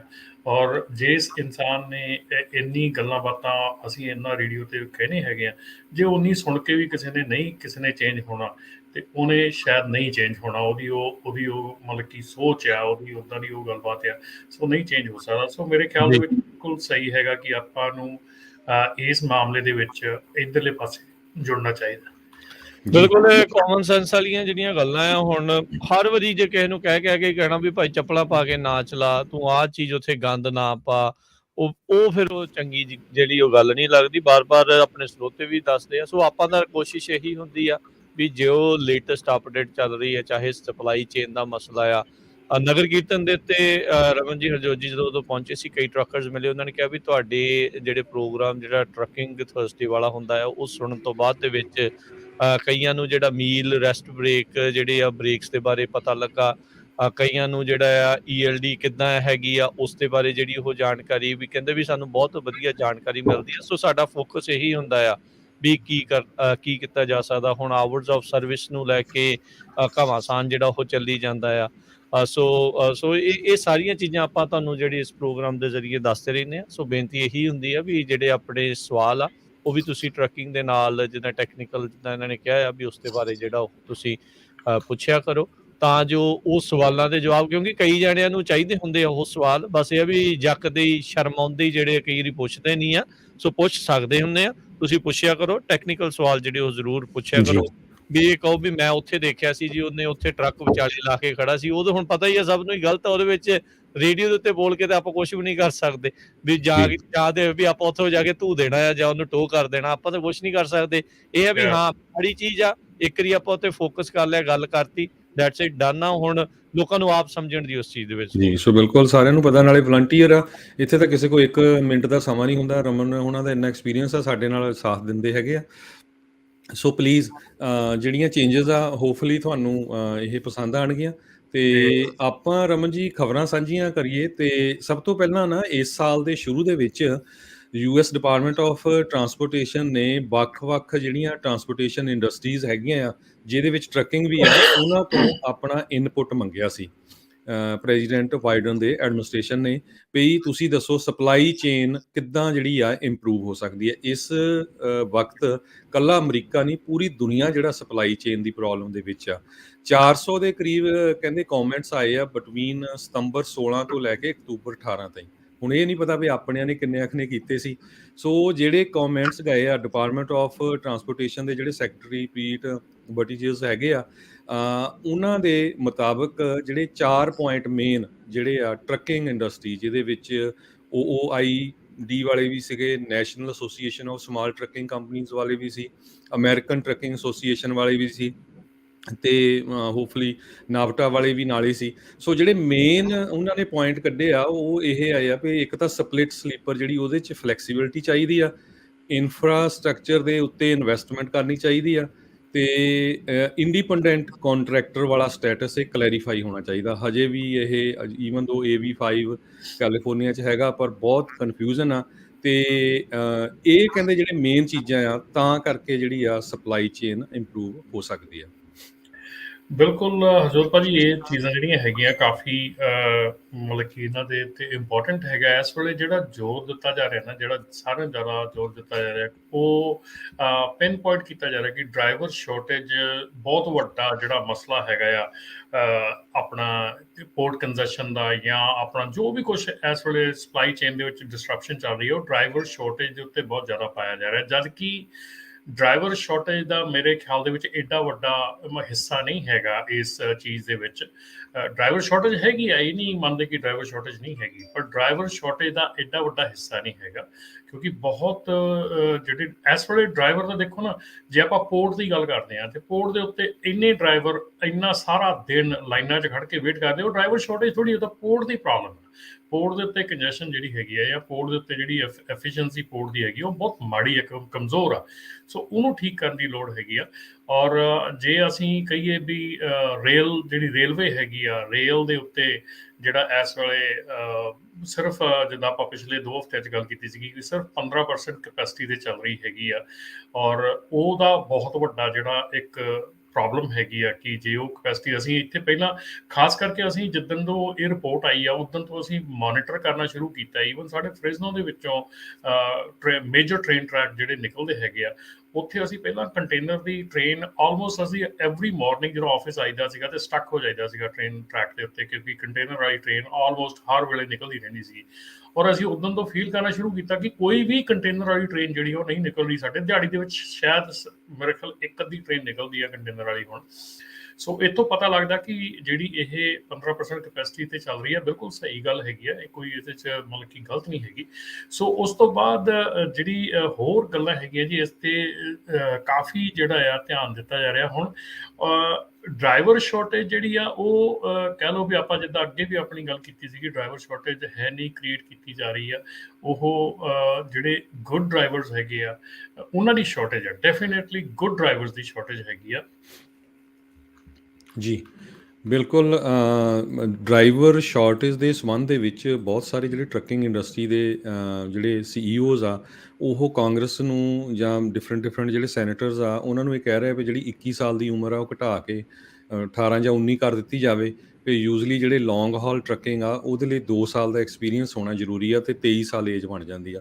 ਉਹ ਗੱਲ ਜੁਦੀ ਆ ਵੀ ਆਪਣੇ ਕਈ ਨਹੀਂ ਉਹ ਕਰਦੇ, ਪਰ ਰੂਲ ਇਹ ਹੈਗਾ ਆ। ਬਾਕੀ ਜਿਹੜਾ ਚਾਈਨਾ ਵਾਲੇ ਆ ਉਹ ਜਾਣ ਕੇ ਸ਼ਰਾਰਤ ਕਰਦੇ ਆ। ਸਰੋਤਿਆਂ ਨੂੰ ਪਤਾ ਹੀ ਹੋਣਾ, ਹੁਣ ਪਿਛਲੇ ਦਿਨਾਂ ਦੇ ਵਿੱਚ ਇੱਕ ਉਹਨਾਂ ਦੇ ਚਾਈਨਾ ਦੇ ਪੋਰਟ 'ਤੇ ਇੱਕ ਬੰਦੇ ਨੂੰ ਹੀ ਜਿਹੜਾ ਕਰੋਨਾ ਪੋਜ਼ੀਟਿਵ ਹੋਇਆ ਸੀਗਾ। ਉਹਦੇ ਕਾਰਨ ਹੀ ਉਹਨਾਂ ਨੇ ਇੱਕ ਮਿਸ਼ਨ ਟਰਮੀਨਲ ਹੈਗਾ ਉਹਨਾਂ ਦਾ, ਉਹ 10 ਦਿਨ ਦਾ ਜਿਹੜਾ ਹੋਰ ਡਿਲੇ ਹੋ ਗਿਆ। ਸੋ ਇਹ ਵੀ ਇੱਕ ਵੱਡੀ ਪ੍ਰੋਬਲਮ ਜਿਹੜੀ ਚੱਲ ਰਹੀ ਹੈਗੀ। ਜੀ ਜੀ। ਸੋ ਆਪਣੇ ਨਾਲ ਕੋਈ ਕਾਲਰ ਵੀ ਜੁੜ ਰਹੇ ਨੇ ਤੇ ਸਰੋਤਿਆਂ ਨੂੰ ਬੇਨਤੀ ਹੈ ਵੀ ਆਪਣੇ ਜਿਹੜੇ ਟਰੱਕਿੰਗ ਦੇ ਨਾਲ ਸੰਬੰਧਿਤ ਜਿਹੜੇ ਟੈਕਨੀਕਲ ਸਵਾਲ ਨੇ ਉਹ ਜਿਹੜੇ ਤੁਸੀਂ ਜ਼ਰੂਰ ਪੁੱਛ ਸਕਦੇ ਹੋ। 408 272 5200 4082725200। ਸਨੀ ਗਰੇਵਾਲ, ਸਤਿ ਸ਼੍ਰੀ ਅਕਾਲ। ਸਤਿ ਸ਼੍ਰੀ ਅਕਾਲ ਬਾਈ ਜੀ। ਸਤਿ ਸ਼੍ਰੀ ਅਕਾਲ ਸਨੀ ਬਾਈ ਜੀ, ਮੈਂ ਕੱਲ ਮੇਰੀ ਰਮਨ ਢਿੱਲੋਂ ਬਾਈ ਉਹਨਾਂ ਨਾਲ ਗੱਲ ਹੋਈ ਸੀਗੀ। ਮੈਂ ਜਿਹੜਾ ਸਕੈਮ ਚੱਲ ਰਿਹਾ ਜੀ ਆਪਣੀ ਟਰੱਕਿੰਗ ਇੰਡਸਟਰੀ 'ਚ ਉਹਦੇ ਬਾਰੇ ਗੱਲ ਕਰਨੀ ਸੀਗੀ। ਸਾਡੀ ਫੈਮਿਲੀ 'ਚ ਹੀ ਮੇਰੇ ਚਾਚਾ ਜੀ ਨਾਲ ਹੋਇਆ ਵਾ। ਉਹਨਾਂ ਜਿਵੇਂ ਆਪਣੇ ਲੋਡ ਬੋਰਡ ਤੇ ਲੋਡ ਪੋਸਟ ਕਰਕੇ ਉਹਨਾਂ ਨੇ ਕਿਸੇ ਬ੍ਰੋਕਰ ਦੀ MC ਯੂਜ਼ ਕਰਕੇ ਤੇ ਉਹਨੂੰ ਉਸੇ ਸੇਮ ਏਰੀਆ ਕੋਡ ਦਾ ਫੋਨ ਨੰਬਰ ਰਜਿਸਟਰ ਕੀਤਾ ਹੋਇਆ ਜੀ ਫੇਕ, ਤੇ ਉਹਨਾਂ ਦੇ ਨਾਂ ਦੇ ਨਾਲ ਮਿਲਦੀ ਜੁਲਦੀ ਈਮੇਲ ਦੀ ਡੋਮੇਨ ਕਰਕੇ ਆਪਣੇ ਰਜਿਸਟਰ ਕਰਕੇ ਤੇ ਲੋਡ ਵੇਚੀ ਜਾਂਦੇ ਨੇ। $1 ਲੱਖ ਦਾ ਉਹਨਾਂ ਨੇ ਹੁਣ ਤੱਕ ਫਰਾਡ ਕੀਤਾ, ਕਿਉਂਕਿ ਮੈਂ ਗੂਗਲ ਤੋਂ ਲੱਭ ਕੇ ਜਦੋਂ ਉਹਨਾਂ ਨੇ ਮੈਨੂੰ ਦੱਸਿਆ, ਮੈਂ ਉਹਨਾਂ ਦਾ ਅਸਲੀ ਫੋਨ ਨੰਬਰ ਲੱਭਿਆ ਤੇ ਉਹਨਾਂ ਨੂੰ ਕਾਲ ਕੀਤੀ। ਉਹ ਕਹਿੰਦੇ ਅਸੀਂ FMCSA ਨੂੰ ਰਿਪੋਰਟ ਕੀਤੀ ਹੋਈ ਆ ਤੇ ਪੁਲਿਸ ਨੂੰ ਰਿਪੋਰਟ ਕੀਤੀ ਹੋਈ ਆ ਵੀ ਆਲਮੋਸਟ $1 ਲੱਖ ਦਾ ਫਰਾਡ ਕਰਕੇ ਮੇਰੇ ਚਾਚੇ ਦਾ $6000 ਦਾ ਲੋਡ ਸੀਗਾ। ਤੇ ਜਿਵੇਂ ਹਰਜੋਤ ਬਾਈ ਜੀ, ਥੈਂਕ ਯੂ ਤੁਹਾਡਾ ਜਿਹੜਾ ਤੁਸੀਂ ਇਹ ਕਿਹਾ ਆਪਣੇ ਬਾਥਰੂਮ ਵਾਲੀਆਂ ਕਾਲਾਂ ਤੋਂ, ਹਨਾ ਅਸੀਂ ਵੀ ਕਹਿੰਦੇ ਰਹਿੰਦੇ ਆ ਵੀ ਇੱਕ ਤੁਹਾਨੂੰ ਸ਼ੋਅ ਮਿਲਦਾ ਫ੍ਰੀ ਦੇ ਵਿੱਚ, ਤੁਹਾਨੂੰ ਇਨਫੋਰਮੇਸ਼ਨ ਮਿਲਦੀ ਆ। ਸੋ ਆਈ ਨੋ ਇਹਦਾ ਕਾਸਟ ਬਹੁਤ ਆ ਤੁਹਾਡਾ ਰੇਡੀਓ ਦਾ, ਵੀ ਆਪਾਂ ਨੂੰ ਕੰਮ ਦੀ ਗੱਲ ਕਰਨੀ ਚਾਹੀਦੀ ਆ ਜੇ ਫ੍ਰੀ 'ਚ ਸਿੱਖਣ ਨੂੰ ਮਿਲਦੀ ਆ। ਮੈਂ ਆਪਦੇ ਚਾਚੇ ਨੂੰ ਵੀ ਪੁੱਛਿਆ, ਮੈਂ ਕਿਹਾ ਸ਼ੋਅ ਸੁਣਦੇ ਹੁੰਦੇ ਆ? ਕਹਿੰਦੇ ਨਹੀਂ। ਮੈਂ ਕਿਹਾ ਦੇਖ ਲਓ, ਮੈਂ ਢਿੱਲੋਂ ਬਾਈ ਜੀ ਨੇ ਪਿਛਲੇ 3-4 ਹਫ਼ਤਿਆਂ ਤੋਂ ਇਹ ਦੱਸਿਆ ਜਿਹੜਾ ਸਕੈਮ ਚੱਲਦਾ। ਸੋ ਮੈਂ ਬਾਹਲਾ ਟਾਈਮ ਨਹੀਂ ਲੈਂਦਾ ਬਾਈ ਜੀ, ਮੈਂ ਇਹੀ ਗੱਲ ਕਰਨੀ ਸੀ। ਥੈਂਕ ਯੂ ਜੀ। ਧੰਨਵਾਦ ਜੀ। ਬਿਲਕੁਲ ਹਰਜੋਤ ਭਾਜੀ, ਇਹ ਬਿਲਕੁਲ ਸਹੀ ਗੱਲ ਹੈਗੀ ਹੈ। ਕੱਲ ਸਨੀ ਦੀ ਗੱਲ ਹੋਈ ਸੀਗੀ ਔਰ ਇਹ ਫਰਾਡ ਜਿਹੜਾ ਆਪਾਂ ਪਿਛਲੇ ਆਲਮੋਸਟ ਮਹੀਨੇ ਤੋਂ ਇਹ ਚੀਜ਼ ਆਪਾਂ ਸ਼ਾਊਟ ਕਰ ਰਹੇ ਸੀਗੇ ਕਿ ਫਰਾਡ ਜਿਹੜਾ ਹੋ ਰਿਹਾ ਹੈਗਾ। ਕੱਲ ਵੀ ਜਿਹੜਾ ਸਾਡਾ ਆਫਿਸ ਹੈਗਾ ਉਹਦੇ ਵਿੱਚ ਮੈਂ ਓਵਰਹਰਡ ਕੀਤਾ ਸੀਗਾ ਰੇਟ ਇੱਕ, ਤੇ ਉਹ ਰੇਟ ਸੁਣਦਿਆਂ ਸਾਰ ਮੈਨੂੰ ਲੱਗਾ ਸੀਗਾ ਕਿ ਇਹ ਗੱਲ ਗਲਤ ਹੈਗੀ ਆ। ਪਰ ਲੱਗ ਰਿਹਾ ਕਿ ਆਹ ਵੀਕ ਜਿਹੜਾ ਹੈਗਾ ਹਰਜੋਤ ਭਾਜੀ, ਕਿਉਂਕਿ ਦੀਵਾਲੀ ਤੇ ਜਿਹੜਾ ਯੂਨੀਵਰਸਿਟੀ ਨਗਰ ਕੀਰਤਨ ਆ ਜਾਂ ਫ੍ਰਿਜ਼ਨੋ ਨਗਰ ਕੀਰਤਨ ਆ, ਇਹਨਾਂ ਦਾ ਇਫੈਕਟ ਬਹੁਤ ਜ਼ਿਆਦਾ ਲੋਡਾਂ ਤੇ ਪੈ ਰਿਹਾ ਹੈਗਾ। ਔਰ ਜਿਹੜੇ ਰੇਟਸ ਹੈਗੇ ਆ ਇਸ ਵੀਕ ਦੇ ਵਿੱਚ ਕਾਫੀ ਹਾਈਟ ਉਹਨਾਂ ਨੇ ਫੜੀ ਆ, ਕਾਫੀ ਵਧੇ ਹੋਏ ਆ। ਪਰ ਸਟਿਲ ਇੰਨੇ ਵਧੇ ਹੋਏ ਰੇਟਸ ਜਿਹੜੇ ਆ ਜ਼ਰੂਰ ਚੈੱਕ ਕਰੋ ਆਪਣੇ ਬ੍ਰੋਕਰ ਦਾ ਜਿਹੜਾ ਆ। ਬ੍ਰੋਕਰ ਜੋ ਤੁਹਾਨੂੰ ਨੰਬਰ ਦਿੰਦਾ ਹੈ, ਜੋ ਤੁਹਾਨੂੰ ਨੰਬਰ ਦਿੱਤਾ ਹੈ, ਜੋ ਉਹਦੀ ਈਮੇਲ 'ਚ ਉਹਨੂੰ ਛੱਡ ਕੇ ਗੂਗਲ 'ਤੇ ਉਹ ਕੰਪਨੀ ਦੀ ਸਰਚ ਕਰੋ ਤੇ ਉਹ ਕੰਪਨੀ ਦੇ 800 ਨੰਬਰ 'ਤੇ ਕਾਲ ਕਰਕੇ ਪੁੱਛੋ ਕਿ ਉਹ ਜਿਹੜਾ ਬ੍ਰੋਕਰ ਤੁਹਾਨੂੰ ਲੋਡ ਦੇ ਰਿਹਾ ਉੱਥੇ ਕੰਮ ਕਰਦਾ ਕਿ ਨਹੀਂ ਕਰਦਾ। ਸਿੰਪਲ ਜਿਹਾ ਤਰੀਕਾ ਹੈ। ਸੋ ਜੇ ਤੁਸੀਂ ਇੰਨਾ ਕੁ ਸਟੈਪ ਕਰ ਲੈਂਦੇ ਆ ਤੇ ਤੁਸੀਂ ਸ਼ਾਇਦ ਹੋ ਸਕਦਾ 10-15 ਹਜ਼ਾਰ ਦੇ ਜਿਹੜਾ ਫਰਾਡ ਹੈਗਾ ਉਹ ਤੋਂ ਬਚ ਸਕਦੇ ਆ। ਤੇ ਹਰਜੋਤ ਭਾਜੀ ਇੱਕ ਹੋਰ ਜਿਹੜੀ ਖਬਰ ਆ ਉਹ ਮੈਂ ਸਾਂਝੀ ਕਰਨੀ ਚਾਹੁੰਦਾ ਸੀਗਾ, ਇਹ ਕਾਫੀ ਦੇਰ ਤੋਂ ਮਤਲਬ ਕਿ ਮੇਰੇ ਮਨ ਦੇ ਵਿੱਚ ਸੀਗੀ। FMCSA ਵੱਲੋਂ ਵਾਰਨਿੰਗ ਦਿੱਤੀ ਜਾ ਰਹੀ ਆ ਕਿ ਜਿਹੜੀਆਂ ELDs 3G ਨੈਟਵਰਕ ਤੇ ਚੱਲ ਰਹੀਆਂ ਹੈਗੀਆਂ, ਉਹ ELDs ਜਿਹੜੀਆਂ ਉਹ ਜਲਦੀ ਹੀ 3G ਹੈਗਾ ਉਹ ਖਤਮ ਹੋ ਜਾਣਾ ਹੈਗਾ। ਔਰ ਜਿਸ ਤਰ੍ਹਾਂ 3G ਖਤਮ ਹੁੰਦਾ ਹੈਗਾ, ਤੁਹਾਡੀ ELD ਜਿਹੜੀ ਆ ਉਹ ਨਲ ਐਂਡ ਵੋਇਡ ਹੋ ਜਾਣੀ ਆ, ਤੁਹਾਡੀ ELD ਕੰਮ ਦੀ ਨਹੀਂ ਰਹਿਣੀ। FMCSA ਵੱਲੋਂ ਉਹਦੇ ਉੱਤੇ ਤੁਹਾਨੂੰ ਵਾਇਲੇਸ਼ਨ ਦਿੱਤੀ ਜਾਊਗੀ, ਨਾ ਕਿ ਤੁਹਾਡਾ ਐਕਸਕਿਊਜ਼ ਸੁਣਿਆ ਜਾਊਗਾ ਕਿ ਤੁਹਾਡਾ 3D ਹੋ ਗਿਆ ਖਤਮ ਤੇ ਹੁਣ 5G ਵਾਲੀ ELD ਤੁਹਾਨੂੰ ਮਿਲੀ ਨਹੀਂ। 5G ELD ਦੀ ਸ਼ੋਰਟੇਜ ਚੱਲ ਰਹੀ ਆ ਬਹੁਤ ਜ਼ਿਆਦਾ ਚਿਪ ਪ੍ਰੋਬਲਮ ਕਰਕੇ। ਸੋ ਜੇ ਤੁਹਾਡੀ ELD ਜਿਹੜੀ ਆ ਉਹ 3G ਹੈਗੀ ਆ, ਤੁਸੀਂ ਪਲੀਜ਼ ਜੇ ਤੁਸੀਂ ਆਪਣੇ ਫੋਨ ਦੇ ਉੱਤੇ ਆਪਣੀ ELD ਯੂਜ਼ ਕਰਦੇ ਹੈਗੇ ਆ ਤੇ ਛੋਟੀ ਜਿਹੀ ਏਡੀ ਕੁ ਗੋਲੀ ਜੀ ਹੁੰਦੀ ਆ ਉਹ ਲਾਉਣੇ ਹੈਗੇ ਆ ਆਪਣੇ ECM ਦੇ ਥੱਲੇ, ਤੇ ਡੈਫੀਨੇਟਲੀ ਤੁਹਾਨੂੰ ਚੈੱਕ ਕਰਨ ਦੀ ਲੋੜ ਹੈਗੀ ਕਿ ਤੁਹਾਡਾ 3G ਦੇ ਉੱਤੇ ਤਾਂ ਨਹੀਂ ਚੱਲ ਰਿਹਾ। ਇਹਦੇ ਵਿੱਚ ਹਰਜੋਤ ਭਾਜੀ ਤੇ ਰਾਜਕਰਨ ਜਿਹੜਾ AT&T ਹੈਗਾ ਆ ਉਹਦਾ 3G ਜਿਹੜਾ ਆ ਫਰਵਰੀ 22 2022 ਨੂੰ ਖਤਮ ਹੋ ਜਾਣਾ ਆ। ਸੋ ਟੋਟਲੀ ਉਹਨਾਂ ਨੇ ਐਂਡ ਕਰ ਦੇਣਾ AT&T ਨੇ। ਜੇ ਤੁਹਾਡੀ AT&T ਕੰਪਨੀ ਹੈਗੀ ਆ ਤੇ ਫਰਵਰੀ 22 2022 ਤੁਹਾਡੇ ਕੋਲ ਡੇਟ ਹੈਗੀ ਆ, ਉਸ ਤੋਂ ਪਹਿਲਾਂ ਤੁਸੀਂ ਆਪਣੀ ਜਿਹੜੀ ELD ਹੈਗੀ ਆ ਉਹਨੂੰ 5G ਜਿਹੜਾ ਇਕੁਇਪਮੈਂਟ ਆ ਉਹ ਆਪਣਾ ਆਰਡਰ ਕਰਕੇ ਆਪਣਾ ਲੈ ਲਓ ਔਰ ਉਹਨੂੰ ਚੇਂਜ ਕਰ ਦਿਓ। ਜਿਹੜੀ ਸਪ੍ਰਿੰਟ 3G T-Mobile ਹੈਗੀ ਆ ਉਹ ਮਾਰਚ 31 2022 ਨੂੰ ਫਿਨਿਸ਼ ਹੋ ਜਾਣੀ ਆ। ਉਸ ਤੋਂ ਬਾਅਦ ਸਪ੍ਰਿੰਟ LTE T-Mobile ਦਾ ਜਿਹੜਾ ਹੈਗਾ ਉਹ ਜੂਨ 30 2022 ਨੂੰ ਖਤਮ ਹੋਣਾ ਹੈਗਾ। ਤੇ ਵਰਾਈਜ਼ਨ ਜਿਹੜਾ T-Mobile 3G ਹੈਗਾ ਆ ਡਾਇਰੈਕਟਲੀ T-Mobile ਦਾ, ਉਹ ਜੁਲਾਈ 1 2022 ਨੂੰ ਖਤਮ ਹੋ ਜਾਣਾ ਆ। ਸਾਰਿਆਂ ਨਾਲੋਂ ਜ਼ਿਆਦਾ ਜਿਹੜੀ ਲਿਮਿਟ ਹੈਗੀ ਆ ਉਹ ਵਰਾਈਜ਼ਨ ਦੀ ਹੈਗੀ ਆ। ਵਰਾਈਜ਼ਨ ਨੇ 31 ਦਸੰਬਰ 2022 ਨੂੰ ਅਗਲੇ ਸਾਲ ਦੇ ਐਂਡ ਦੇ ਵਿੱਚ 3G ਨੇ ਖਤਮ ਹੋ ਜਾਣਾ ਆ। ਸੋ ਇਹ ਜਦੋਂ 3G ਖਤਮ ਹੋ ਗਿਆ, ਬੇਸਿਕਲੀ ਤੁਸੀਂ ਆਪਦੀ ELD ਤੁਹਾਡੀ ਚੱਲਦੀ ਰਹੂਗੀ। ਤੁਹਾਨੂੰ ਤਾਂ ਲੱਗਦਾ ਕਿ ਉਹ ELD ਚੱਲ ਰਹੀ ਆ, ਪਰ ਤੁਸੀਂ ਉਹਦੇ ਤੋਂ ਜਿਹੜਾ ਆਪਣਾ ਤੁਹਾਡਾ ਲਾਅ ਇਨਫੋਰਸਮੈਂਟ ਹੈਗਾ ਉਹਨਾਂ ਨੂੰ ਡਾਟਾ ਟ੍ਰਾਂਸਫਰ ਨਹੀਂ ਕਰ ਸਕੋਗੇ, ਕਿਉਂਕਿ ਕੰਪੈਟੀਬਿਲਿਟੀ ਖਤਮ ਹੋ ਜਾਣੀ। ਕੰਪੈਟੀਬਿਲਿਟੀ ਖਤਮ ਹੋ ਜਾਣੀ ਆ। ਲਾਅ ਇਨਫੋਰਸਮੈਂਟ ਜਿਹੜੀ ਉਹ 5G ਤੇ ਆ, ਤੁਸੀਂ 3G ਤੇ ਆ, ਤੁਹਾਡੀ ਕੰਪੈਟੀਬਿਲਿਟੀ ਨਹੀਂ ਰਹਿਣੀ, ਤੁਹਾਡਾ ਡਾਟਾ ਟ੍ਰਾਂਸਫਰ ਨਹੀਂ ਹੋਣਾ ਤੇ ਦੈਟ ਮੀਨਸ ਕਿ ਤੁਸੀਂ ਤੁਹਾਡੀ ਵਾਇਲੇਸ਼ਨ ਹੋਣੀ ਆ। ਸੋ ਉਹ ਵਾਇਲੇਸ਼ਨ ਦੇ ਵਿੱਚ ਉਹਨਾਂ ਨੇ ਹੁਣ ਵਾਰਨਿੰਗ ਦਿੱਤੀ ਹੈ ਕਿ ਡੋਂਟ ਕਮ ਟੂ ਅਸ, ਕਿ ਸਾਨੂੰ ਐਕਸਕਿਊਜ਼ ਨਹੀਂ ਚਾਹੀਦਾ ਕਿ ਤੁਹਾਨੂੰ ਇਕੁਇਪਮੈਂਟ ਨਹੀਂ ਮਿਲਿਆ, ਤੁਹਾਨੂੰ ਤੁਹਾਡਾ ਜਿਹੜਾ ਕੰਮ ਨਹੀਂ ਕਰ ਰਿਹਾ ਹੈਗਾ, ਇਹ ELD ਦੀ ਪ੍ਰੋਬਲਮ ਹੈਗੀ ਨਹੀਂ, ਉਹ ਤੁਹਾਡੀ ਹੈਗੀ ਆ। ਸੋ ਤੁਹਾਨੂੰ ਟਾਈਮ ਸਿਰ ਵਾਰਨ ਕੀਤਾ ਜਾ ਰਿਹਾ ਕਿ ਉਹਨੂੰ ਆਪਣੀ ਕੰਪਨੀ ਨੂੰ ਅੱਜ ਹੀ ਕਾਲ ਕਰਕੇ ਚੈੱਕ ਕਰੋ। ਜੇ ਤੁਹਾਡੀ ਇਕੁਇਪਮੈਂਟ ਜਿਹੜਾ 3G ਹੈਗਾ ਤੇ ਉਹਨੂੰ ਜਿਹੜਾ ਚੇਂਜ ਕਰਨ ਦਾ ਪ੍ਰੋਸੈਸ ਹੈਗਾ ਉਹ ਜਿੰਨੀ ਜਲਦੀ ਹੋ ਸਕਦਾ ਸ਼ੁਰੂ ਕਰ ਦਿਓ ਜੀ। ਤੇ ਇਹ ਵੀ ਹੋ ਸਕਦਾ ਆ ਰਮਨ ਜੀ ਵੀ ਉਹ ਜਿਹੜੇ ELD ਪ੍ਰੋਵਾਈਡਰ ਆ ਉਸ ਨੂੰ ਹੀ ਅਪਡੇਟ ਕਰ ਸਕਦੇ ਹੈਗੇ ਜਾਂ ਕਿੱਦਾਂ? ਇਹ ELD ਪ੍ਰੋਵਾਈਡਰ ਤੇ ਡਿਪੈਂਡ ਕਰਦਾ ਹੈਗਾ। ਮੋਸਟ ਪ੍ਰੋਬੇਬਲੀ ਰਾਜਕਰਨ ਜਿਹੜਾ ਇਕੁਇਪਮੈਂਟ ਚੇਂਜ ਹੋਣਾ ਹੈਗਾ, ਇਕੁਇਪਮੈਂਟ ਜਿਹੜਾ ਆ ਉਹ ਨੋ ਗੁੱਡ ਹੈਗਾ ਆ।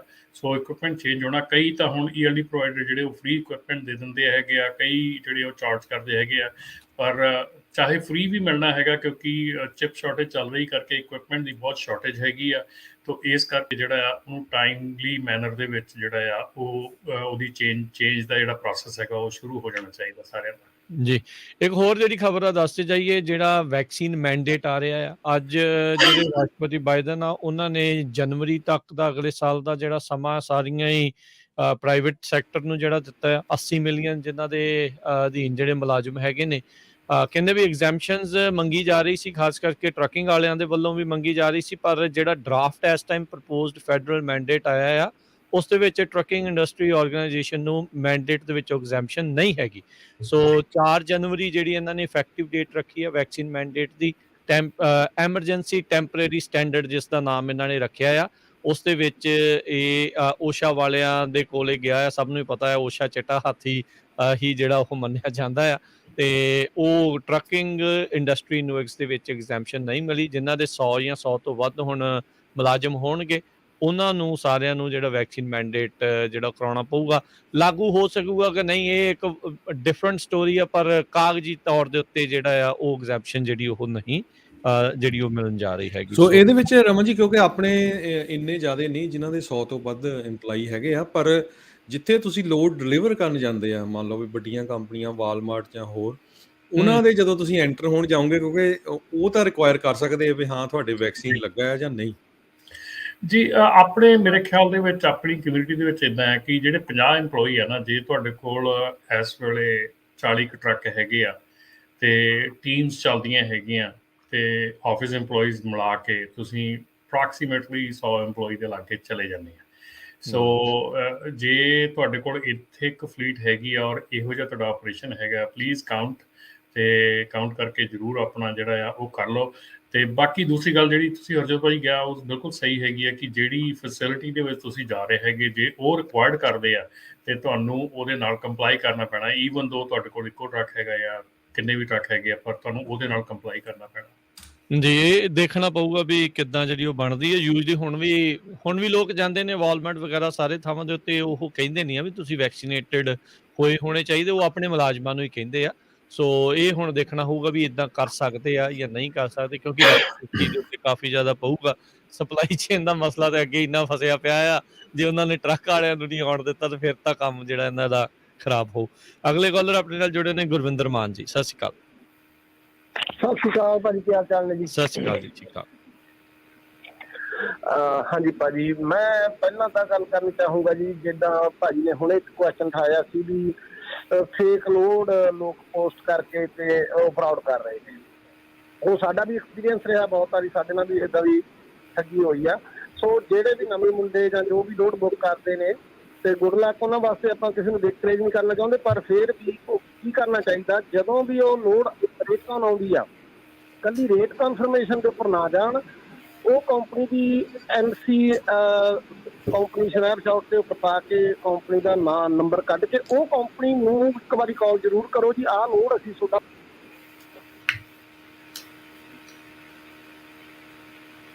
ਮੇਰੇ ਖਿਆਲ ਆਵਾਜ਼ ਕੱਟੀ ਗਈ ਉਹਨਾਂ ਦੀ ਫੋਨ ਦੀ। ਬਿਲਕੁਲ ਜੀ, ਤੁਸੀਂ ਕੰਪਨੀ ਡਾਇਰੈਕਟਲੀ ਜਿਹੜੀ ਆ ਉਹ ਆਨਲਾਈਨ ਜਾ ਕੇ ਉਹਦਾ ਨੰਬਰ ਲੈ ਕੇ ਉੱਥੇ ਕਾਲ ਕਰਕੇ ਤੇ ਇੱਕ ਵਾਰੀ ਕਨਫਰਮ ਕਰੋ ਕਿ ਉਹ EMPLOYE ਉੱਥੇ ਕੰਮ ਕਰਦਾ ਹੈ ਜਾਂ ਨਹੀਂ ਕਰਦਾ।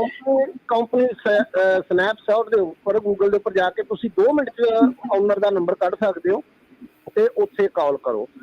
ਸੈਕੰਡ ਮੇਰਾ ਇਹ ਹੈ ਜੀ ਵੀ ਜਿਵੇਂ ਅੱਜ ਕੱਲ੍ਹ ਮੁੰਡੇ ਸਾਰੇ ਅੱਗੇ ਵੱਧ ਰਹੇ ਆ, ਟਰੱਕ ਲੈ ਰਹੇ ਆ, ਤੋ ਜਿੰਨੇ ਯੂਜ ਟਰੱਕ ਲੈਂਦੇ ਆ ਤੋ ਉਹ ਜਿਹੜਾ ਹੈਗਾ ਟਰੱਕ ਲੈਣ ਤੋਂ ਪਹਿਲਾਂ ਉਹਨੂੰ ਕੰਪਨੀ 'ਚ ਲਿਜਾ ਕੇ ਉਹਦੇ ਐਗਜ਼ੈਕਟ ਆਡੋਮੀਟਰ ਮੀਲਾਂ ਜਾਂ ਉਹਦਾ ਰੈਕਡ ਚੈੱਕ ਕਰਨਾ ਚਾਹੀਦਾ। ਨਹੀਂ ਤਾਂ ਲਾਈਕ ਅੱਜ ਕੱਲ੍ਹ ਕਾਫੀ ਡੀਲਰ ਹੈ ਉਹ ਵੀ ਠੱਗੀ ਕਰ ਰਹੇ ਆ। ਜਿਵੇਂ ਇੱਥੇ ਇੱਕ ਸੈਕਰਾਮੈਂਟੋ ਦਾ ਧਰਮਿੰਦਰ ਸਿੰਘ ਕਰਕੇ, ਵੈਸੇ ਉਹ ਸਿੰਘ ਨਹੀਂ ਹੈਗਾ, ਵਾਟ ਐਵਰ ਜੋ ਵੀ ਆਪਣਾ ਉਹਦੇ ਨਾਲ ਬਿਜ਼ਨਸ ਸੀ, ਉਹ ਮੋਸਟਲੀ ਜਿਹੜੇ ਰਿਪੋ ਜਾਂ ਰਿਕ ਹੋਏ ਜਾਂ ਜਿਹੜੇ ਕਵਾੜ ਟਰੱਕ ਆ ਉਹ ਲਿਆ ਕੇ ਉਹ ਵੇਚ ਰਿਹਾ ਲੋਕਾਂ ਨੂੰ। ਉਹਨੇ ਮੈਨੂੰ 2 ਟਰੱਕ ਸੈੱਲ ਕੀਤੇ ਜੀ, ਦੋਏ ਉਹ ਟਰੱਕ ਚੱਲੇ ਨਹੀਂ, ਟੋਟਲ ਹੋਏ ਹਲੇ ਵੀ ਮੇਰੇ ਜਾਰ 'ਚ ਕਵਾੜ ਖੜੇ ਆ। ਠੀਕ ਹੈ ਜੀ, ਉਹਨੇ ਹੋਰ ਵੀ 5-7 ਬੰਦਿਆਂ ਨੂੰ ਵੇਚੇ। ਸੋ ਇਹ ਹੈ ਵੀ ਆਹ ਠੱਗੀ ਤੋਂ ਬਚੋ। ਜੇ ਕੋਈ ਵੀ ਟਰੱਕ ਤੁਸੀਂ ਲੈਣਾ, ਕਿਸੇ ਤੋਂ ਵੀ ਲੈਣਾ, ਸਪੈਸ਼ਲੀ ਤਾਂ ਜਿਹੜਾ ਧਰਮਿੰਦਰ ਹੈ ਇਸ ਤੋਂ ਬਚੋ ਨਹੀਂ, ਕਿਸੇ ਤੋਂ ਵੀ ਲੈਣਾ ਕੰਪਨੀ 'ਚ ਲਿਜਾ ਕੇ ਉਹ ਟਰੱਕ ਦੀ ਜਿਹੜੀ ਹੈਗੀ ਆ ਰੈਕਡ ਕਢਾਓ ਡੀਲਰ ਤੋਂ ਜਾ ਕੇ, ਉਹਦਾ ਸਰਵਿਸ ਉਹ ਕਰੋ। ਨਹੀਂ ਅੱਜ ਕੱਲ੍ਹ ਇਹ ਵੀ ਸਭ ਤੋਂ ਵੱਡਾ ਫਰਾਡ ਹੋ ਰਿਹਾ ਹੈ, ਟਰੱਕ ਤੇ ਨੀਲਾ 7 ਲੱਖ ਰੁਪਇਆ ਲੀਟਰ ਬੈਕ ਕਰਕੇ ਜਾਂ ਇਹਦਾ ਨੋਹ ਤੇ ਉਹ ਤੁਹਾਨੂੰ ਵੇਚ ਦਿੰਦੇ 3 ਲੱਖ 4 ਲੱਖ ਕਰਕੇ। ਜੀ ਸੋ ਨਹੀਂ, ਬਿਲਕੁਲ ਇਹ ਤਾਂ ਮਾੜੀ ਗੱਲ ਆ। ਇੰਡੀਆ ਵਾਲੀਆਂ ਜਿਹੜੀਆਂ ਆਦਤਾਂ ਇੱਥੇ ਭਾਈ ਨਾ ਲੈ ਕੇ ਆਓ। ਬਹੁਤ ਸਾਰਿਆਂ ਨੂੰ ਰਾਜਕਨਵੀਰ ਸਿੰਘ ਜੀ ਪਤਾ ਨਹੀਂ ਹੁੰਦਾ। ਆਪਣੇ ਲੋਕ ਕਈ ਵਾਰ ਕਾਰਾਂ 'ਚ ਵੀ ਸੇਮ ਹੀ ਹੁੰਦਾ, ਜਿੱਦਾਂ ਪਿੰਕ ਸਲਿੱਪ ਉਹਨਾਂ ਦੀ ਸਾਲ ਵਿੱਚ ਕਾਰ ਹੋਈ, ਉਹ ਪਤਾ ਨਹੀਂ ਹੁੰਦਾ ਵੀ ਕਿੱਦਾਂ ਆ, ਹੈ ਨਾ। ਸੋ ਤੁਸੀਂ ਕਿਤਿਓਂ ਵੀ ਲੈਂਦੇ ਆ, ਇਹ ਜ਼ਰੂਰ ਮੇਕ ਸ਼ੋਰ ਕਰੋ ਪਈ ਹਾਂ ਉਹਦਾ ਟਾਈਟਲ ਕਿੱਦਾਂ ਹੈਗਾ। ਇਹ ਨਾ ਕਹੋ ਵੀ ਹੁਣ ਅਸੀਂ ਡੈਸਪਰੇਟ ਆ, ਮਿਲ ਨਹੀਂ ਰਿਹਾ ਜਾਂ ਸਾਨੂੰ 5-10 ਹਜ਼ਾਰ ਸਸਤਾ ਮਿਲ ਰਿਹਾ। ਸੋ ਇਹ ਮੇਕ ਸ਼ੋਰ ਜ਼ਰੂਰ ਕਰੋ, ਕਿਉਂਕਿ ਬਹੁਤ ਵਾਰ ਲੋਕਾਂ ਨੂੰ ਨੌਲੇਜ ਨਹੀਂ ਹੁੰਦਾ ਹੈਗਾ। ਹਰਜੋਤ ਸਿੰਘ ਨਹੀਂ ਹੁੰਦਾ 10,000 ਸਸਤੇ ਦੀ ਛੱਡੋ ਤਾਂ 50,000 ਉੱਤੋਂ ਦੇ ਕੇ ਲੈਣ ਨੂੰ ਤਿਆਰ ਹੋਏ। ਨਹੀਂ ਬਿਲਕੁਲ ਰਾਜਕਰਨ, ਮੈਂ ਇਹ ਜਿਹੜੇ ਕਾਲਰ ਸੀਗੇ ਇਹਨਾਂ ਨੂੰ ਬਿਲਕੁਲ ਜਿਹੜੀ ਇਹਨਾਂ ਦੀ ਗੱਲ ਜਿਹੜੀ ਆ ਠੀਕ ਹੈ, ਤੁਹਾਨੂੰ ਚੈੱਕ ਕਰਾਉਣਾ ਚਾਹੀਦਾ। ਪਰ ਇੱਕ ਗੱਲ ਮੈਂ ਇਹ ਕਹਿਣੀ ਚਾਹੂੰਗਾ ਕਿ ਜੇ ਤੁਹਾਡੇ ਕੋਲ ਕੈਲੀਫੋਰਨੀਆ ਜਿਹੜੀ ਸਟੇਟ ਹੈਗੀ ਹੈ ਨਾ, ਬੜੀ ਸਟ੍ਰਿਕਟ ਹੈਗੀ ਆ ਲੈਮਨ ਲਾਅ ਦੇ ਵਿੱਚ। ਜੇ ਤੁਸੀਂ ਕਿਸੇ ਨੂੰ ਗਲਤ ਗੱਡੀ ਗਲਤ ਤਰੀਕੇ ਨਾਲ ਵੇਚਦੇ ਹੈਗੇ ਆ ਤੇ ਇਹ ਸਟੇਟ ਬੜੀ ਸਟ੍ਰਿਕਟ ਹੈਗੀ ਆ। ਸੋ ਜੇ ਤੁਹਾਡੇ ਕੋਲ ਪ੍ਰੂਫ ਹੈਗੇ ਆ, ਜੇ ਤੁਹਾਡੇ ਕੋਲ ਸਾਰਾ ਕੁਝ ਅਵੇਲੇਬਲ ਹੈਗਾ, ਜੇ ਤੁਹਾਡੇ ਟਰੱਕ ਯਾਰਡ 'ਚ ਖੜੇ ਆ, ਤੇ ਮੇਰੇ ਖਿਆਲ ਦੇ ਵਿੱਚ 2 ਟਰੱਕ ਲੈ ਕੇ $2 ਲੱਖ ਖਰਚ ਕੇ ਤੇ ਕੋਈ ਵੀ ਯਾਰਡ 'ਚ ਖੜੇ ਰਹਿਣ ਦੇਵੇ, ਮੈਨੂੰ ਪਛਤਾ ਨਹੀਂ। ਠੀਕ ਹੈ ਨਾ। ਸੋ ਜੇ ਤੁਹਾਡੇ ਕੋਲ ਪ੍ਰੂਫ ਹੈਗੇ ਆ, ਪਹਿਲੀ ਗੱਲ ਤੇ ਹੈ ਕਿ ਚਲੋ ਜੇ ਤੁਹਾਡੀ ਕਿਸੇ ਦੇ ਨਾਲ ਤੁਹਾਡਾ ਪ੍ਰੋਬਲਮ ਆਈ ਹੈਗੀ ਆ ਤੇ ਡੈਫੀਨੇਟਲੀ ਤੁਸੀਂ ਡਾਇਰੈਕਟਲੀ ਉਹਨਾਂ ਦੇ ਨਾਲ ਗੱਲ ਕਰੋ, ਉਹਨਾਂ ਨੂੰ ਉਹਨਾਂ ਦੇ ਨਾਲ ਜਿਹੜੀ ਲੀਗਲੀ ਤੁਸੀਂ ਗੱਲ ਕਰੋ, ਲੀਗਲੀ ਤੁਸੀਂ ਉਹਨਾਂ ਦੇ ਉੱਤੇ ਕੇਸ ਫਾਈਲ ਕਰੋ। ਜਿਹੜਾ ਕਿ ਤੁਹਾਡਾ ਬਣਦਾ ਆ, ਹੱਕ ਬਣਦਾ ਆ ਇਸ ਸਟੇਟ ਦੇ ਵਿੱਚ ਰਹਿਣ ਜਾਂ ਕਿਸੇ ਵੀ ਸਟੇਟ 'ਚ ਰਹਿੰਦੇ ਆ, ਜਿਹੜਾ ਲੈਮਨ ਲਾਅ ਹੈਗਾ ਆ ਉਹਦੇ ਤਹਿਤ ਤੁਸੀਂ ਉਹਨਾਂ 'ਤੇ ਕੇਸ ਜਿਹੜਾ ਉਹ ਕਰ ਸਕਦੇ ਹੈਗੇ ਆ। ਤੁਹਾਡੇ ਕੋਲ ਜੋ ਪ੍ਰੂਫ ਹੈਗੇ ਆ, ਤੁਹਾਨੂੰ ਜੇ ਗਲਤ ਚੀਜ਼ ਵੇਚੀ ਗਈ ਆ ਔਰ ਤੁਸੀਂ ਉਹਨੂੰ ਪ੍ਰੂਵ ਕਰ ਸਕਦੇ ਆ, ਤੇ ਮੇਰੇ ਖਿਆਲ ਦੇ ਵਿੱਚ ਕੋਈ ਵੀ ਕੋਰਟ ਐਸੀ ਨਹੀਂ ਹੈਗੀ ਜਿਹੜੀ ਕਿ ਤੁਹਾਡੇ ਖਿਲਾਫ ਕੋਈ ਗੱਲ ਕਰੂਗੀ। ਪਰ ਗੱਲ ਇੱਦਾਂ ਹੈ ਕਿ ਇਸ ਤਰ੍ਹਾਂ ਪਬਲਿਕਲੀ ਚਲੋ ਮੈਂ ਇਹ ਨਹੀਂ ਕਹਿੰਦਾ ਕਿ ਤੁਹਾਨੂੰ ਰੋਕ ਨਹੀਂ ਸਕਦਾ, ਪਰ ਇਹ ਹੈ ਕਿ ਡੈਫੀਨੇਟਲੀ ਇੱਦਾਂ ਦੀ ਗੱਲ ਜਿਹੜੀ ਕਰਨੀ ਉਹ ਗਲਤ ਹੈਗੀ ਆ। ਪਰ ਜੇ ਤੁਹਾਡੇ ਕੋਲ ਪ੍ਰੂਫ ਹੈਗੇ ਔਰ ਤੁਸੀਂ ਇੰਨਾ ਕੁਝ ਤੁਸੀਂ ਲਈ ਫਿਰਦੇ ਆ ਤੇ ਉਹਨੂੰ ਫਿਰ ਜ਼ਰੂਰ ਉੱਤੇ ਕੇਸ ਜਿਹੜਾ ਉਹ ਫਾਈਲ ਕਰੋ, ਲੀਗਲੀ ਉਹਨੂੰ ਫਾਈਟ ਕਰੋ। ਤੁਹਾਡੇ ਹੱਕ ਦੇ ਵਿੱਚ ਕੋਰਟ ਜੇ ਤੁਹਾਨੂੰ ਤੁਹਾਡੇ ਨਾਲ ਠੱਗੀ ਹੋਈ ਆ ਔਰ ਤੁਹਾਡੇ ਕੋਲ ਪ੍ਰੂਫ ਹੈਗੇ ਆ ਤੇ ਕੋਰਟ ਦੇ ਵਿੱਚ ਮੇਰੇ ਖਿਆਲ ਦੇ ਵਿੱਚ ਨਹੀਂ ਤੁਹਾਨੂੰ ਕੋਈ ਮਤਲਬ ਕਿ ਉੱਚ ਮਤਲਬ ਕਿ ਗਮ ਹੋਣਾ ਚਾਹੀਦਾ ਜਾਣ ਦੇ ਲਈ। ਤੁਸੀਂ ਕੋਰਟ ਦੇ ਵਿੱਚ ਜਾਓ, ਉਹਦੇ ਲਈ ਜ਼ਰੂਰ ਉਹਨੂੰ ਪੈਰਵਾਈ ਕਰੋ।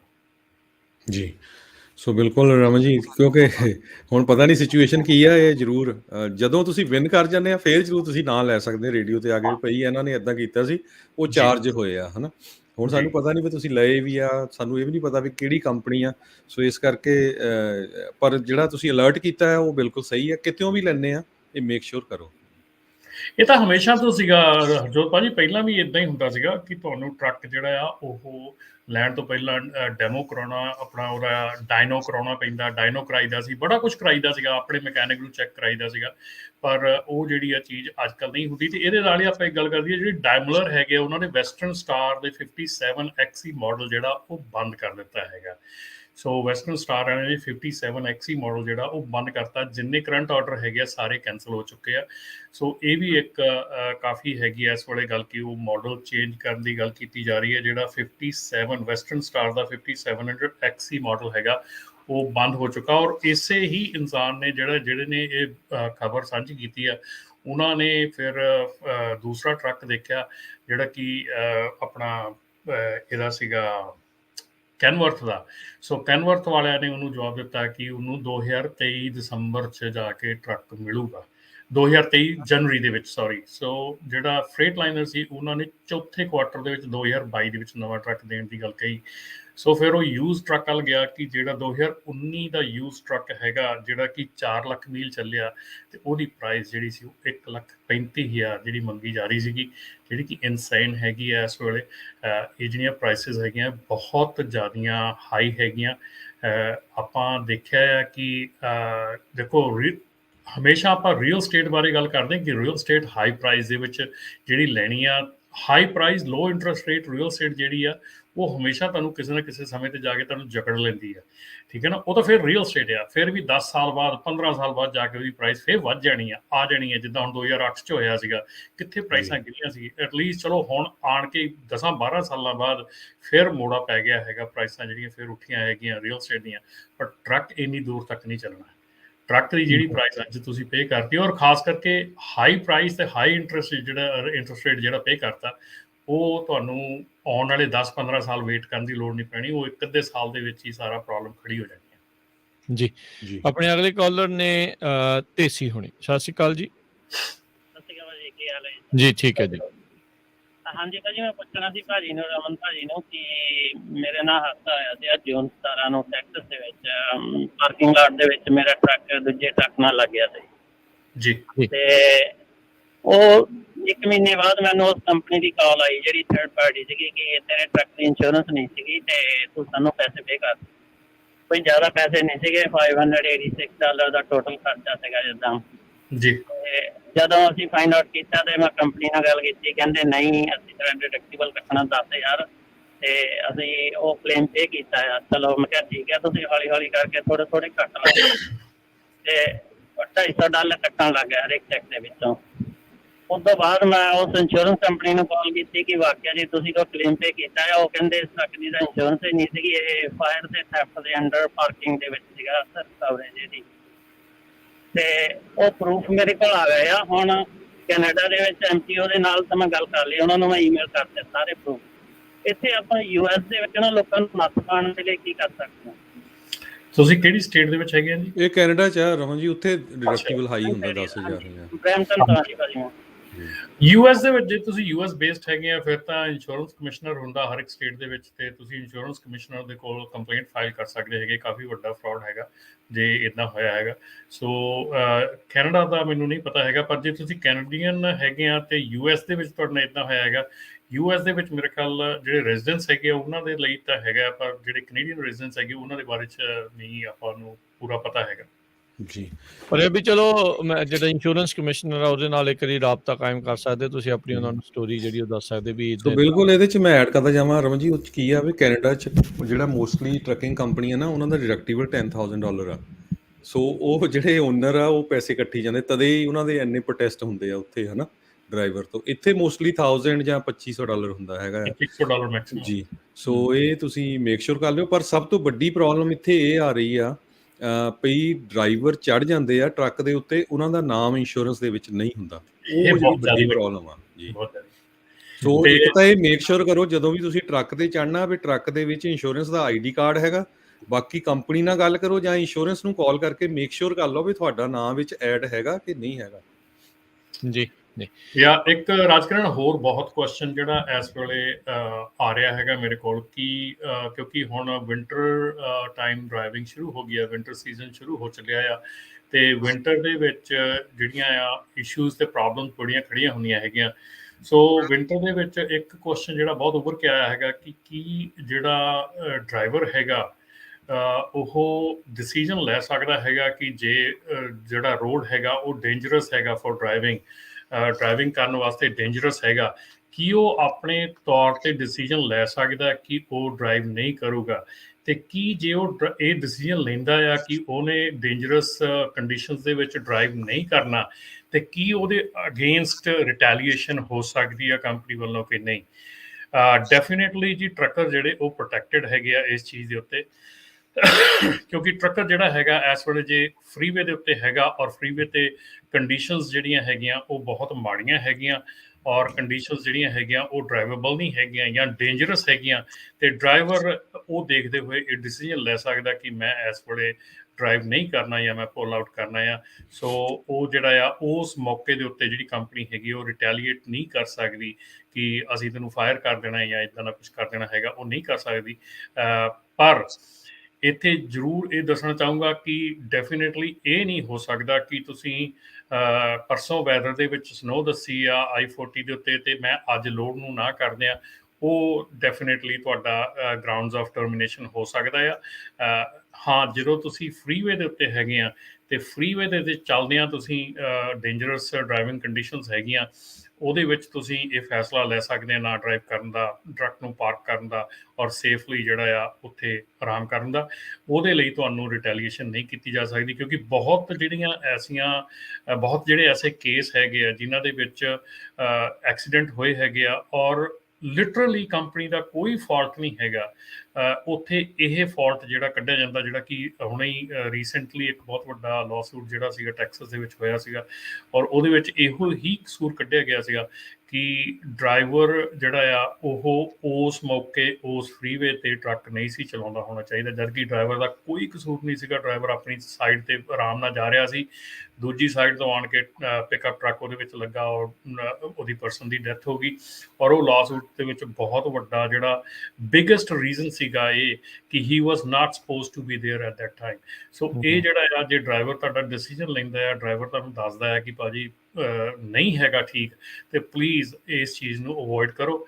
ਤੇ ਯੈਸ, ਡੈਫੀਨੇਟਲੀ ਲੀਗਲੀ ਉਹ ਡਰਾਈਵਰ ਜਿਹੜਾ ਪ੍ਰੋਟੈਕਟ ਹੈਗਾ ਐਜ਼ ਲੌਂਗ ਐਜ਼ ਉਹ ਡਿਸੀਜਨ ਰਾਈਟ ਲੈਂਦਾ ਔਰ ਉਹਦੇ ਕੋਲ ਪ੍ਰੂਫਸ ਹੈਗੇ ਆ, ਉਹਦੇ ਕੋਲ ਸਾਰਾ ਕੁਝ ਹੈਗਾ ਆ ਕਿ ਡੇਂਜਰਸ ਰੋਡ ਕੰਡੀਸ਼ਨਸ ਹੈਗੀਆਂ, ਤੇ ਉਹਦੇ ਲਈ ਉਹ ਰੋਕ ਸਕਦਾ ਟਰੱਕ ਨੂੰ। ਪਰ ਅਗੇਨ ਮੇਕ ਸੈਂਸ ਕਰਨੀ ਚਾਹੀਦੀ ਆ ਕਿ ਜੇ ਹੁਣ ਐਵੇਂ ਖਾਮ ਖਾਈ ਕਹੋ ਵੀ ਮੇਰਾ ਦੋਸਤ ਕਹਿੰਦਾ ਵੀ ਪੈਨਸਿਲਵੇਨੀਆ ਸਨੋ ਬਹੁਤ ਜ਼ਿਆਦਾ ਪਈ ਜਾਂਦੀ ਆ ਤੇ ਮੈਂ ਟਰੱਕ ਜਿਹੜਾ ਓਕਲਾਹੋਮਾ ਹੀ ਰੋਕ ਲੈਣਾ ਆ, ਤੇ ਫਿਰ ਡੈਫੀਨੇਟਲੀ ਜਿਹੜੀ ਆ ਉਹ ਗੱਲ ਨਹੀਂ ਬਣਦੀ। ਉਹ ਗੱਲ ਨਹੀਂ, ਇਹਦਾ ਮਤਲਬ ਨਜਾਇਜ਼ ਫਾਇਦਾ ਨਹੀਂ ਚੱਕਣਾ, ਇਹਦਾ ਮਤਲਬ ਇਹ ਨਜਾਇਜ਼ ਫਾਇਦਾ ਨਹੀਂ ਚੱਕਣਾ। ਜੇ ਲੀਗਲ ਹੈਗਾ ਤੁਹਾਡੇ ਕੋਲ ਸਕਰੀਨਸ਼ਾਟ ਲਾਓ, ਤੁਸੀਂ ਆਪਣੇ ਜਿਹੜੇ ਆ ਵੈਦਰ ਦੇ ਸਕਰੀਨਸ਼ਾਟਸ ਲਾਓ, ਵੀਡੀਓ ਬਣਾਓ, ਆਪਣਾ ਜੋ ਵੀ ਕੁਛ ਆ ਚੱਲਦੇ ਟਰੱਕ 'ਚ ਨਹੀਂ, ਖੜੇ ਕਰਕੇ ਟਰੱਕ ਨੂੰ ਆਪਣਾ ਜਿਹੜਾ ਪ੍ਰੂਫ ਹੈ ਉਹ ਜ਼ਰੂਰ ਲਓ।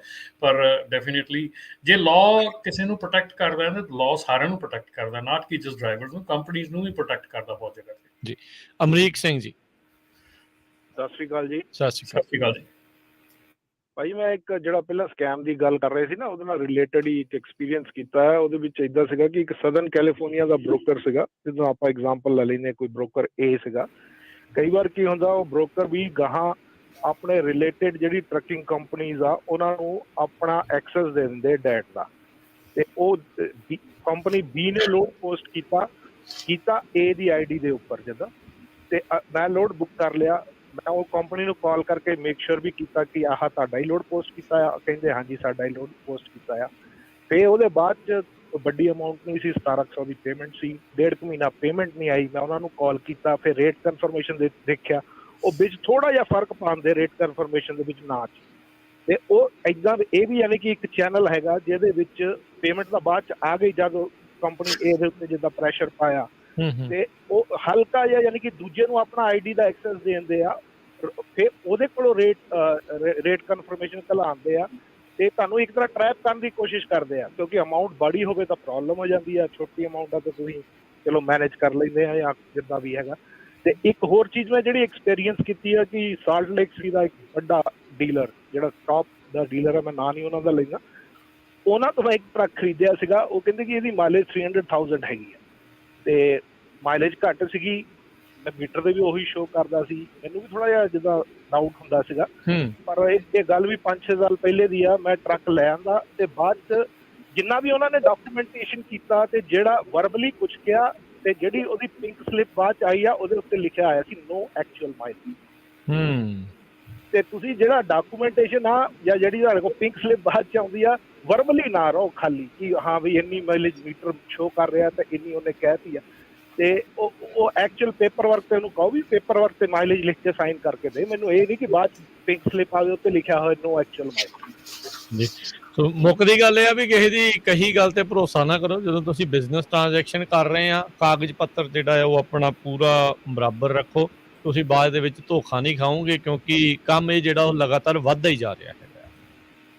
ਹਾਂਜੀ ਜੀ ਬਿਲਕੁਲ ਜੀ, ਇਹ ਜਿਹੜੀ ਗੱਲ ਹੈਗੀ ਆ ਖਾਸ ਕਰਕੇ ਹਰਜੋਤ ਭਾਜੀ, ਜਿਹੜਾ ਸਦਰਨ ਕੈਲੀਫੋਰਨੀਆ ਹੈਗਾ ਇਹਦੇ ਵਿੱਚ ਜਿਹੜੇ ਬ੍ਰੋਕਰਸ ਹੈਗੇ ਆ, ਖਾਸ ਕਰਕੇ ਸੈਨ ਡਿਏਗੋ ਤੇ ਰਿਵਰ ਸਾਈਡ ਤੋਂ ਥੋੜ੍ਹਾ ਜਿਹਾ ਥੱਲੇ ਚਲੇ ਜਾਈਏ ਤੇ ਉਸ ਏਰੀਆ ਕੋਡ ਦੇ ਜਿਹੜੇ ਬ੍ਰੋਕਰਸ ਹੈਗੇ ਆ ਉਹਨਾਂ ਦੇ ਵਿੱਚ ਕਾਫੀ ਇਹ ਧਾਂਦਲੀ ਪਾਈ ਜਾਂਦੀ ਆ। ਇਹਨਾਂ ਏਰੀਆ ਦੇ ਵਿੱਚ ਜੇ ਤੁਹਾਡਾ ਸਦਰਨ ਕੈਲੀਫੋਰਨੀਆ ਤੋਂ ਬ੍ਰੋਕਰ ਹੈਗਾ, ਫਲੋਰੀਡਾ ਤੋਂ ਬ੍ਰੋਕਰ ਹੈਗਾ, ਜਾਂ ਸਦਰਨ ਟੈਕਸਸ ਤੋਂ ਕਿਸੇ ਪਾਸਿਓਂ ਤੁਹਾਡਾ ਬ੍ਰੋਕਰ ਹੈਗਾ, ਤੇ definitely you need to take a look at it, ਕਿਉਂਕਿ ਇਹ ਜਿਹੜੇ ਏਰੀਆਜ਼ ਹੈਗੇ ਆ ਹਾਈਲੀ ਜਿਹੜੇ ਇਸ ਕੰਮ ਦੇ ਵਿੱਚ ਇਨਵੋਲਵ ਹੈਗੇ ਆ, ਖਾਸ ਕਰਕੇ ਉੱਥੇ ਇਹ ਕੰਮ ਕੈਲੀਫੋਰਨੀਆ ਦੇ ਵਿੱਚ।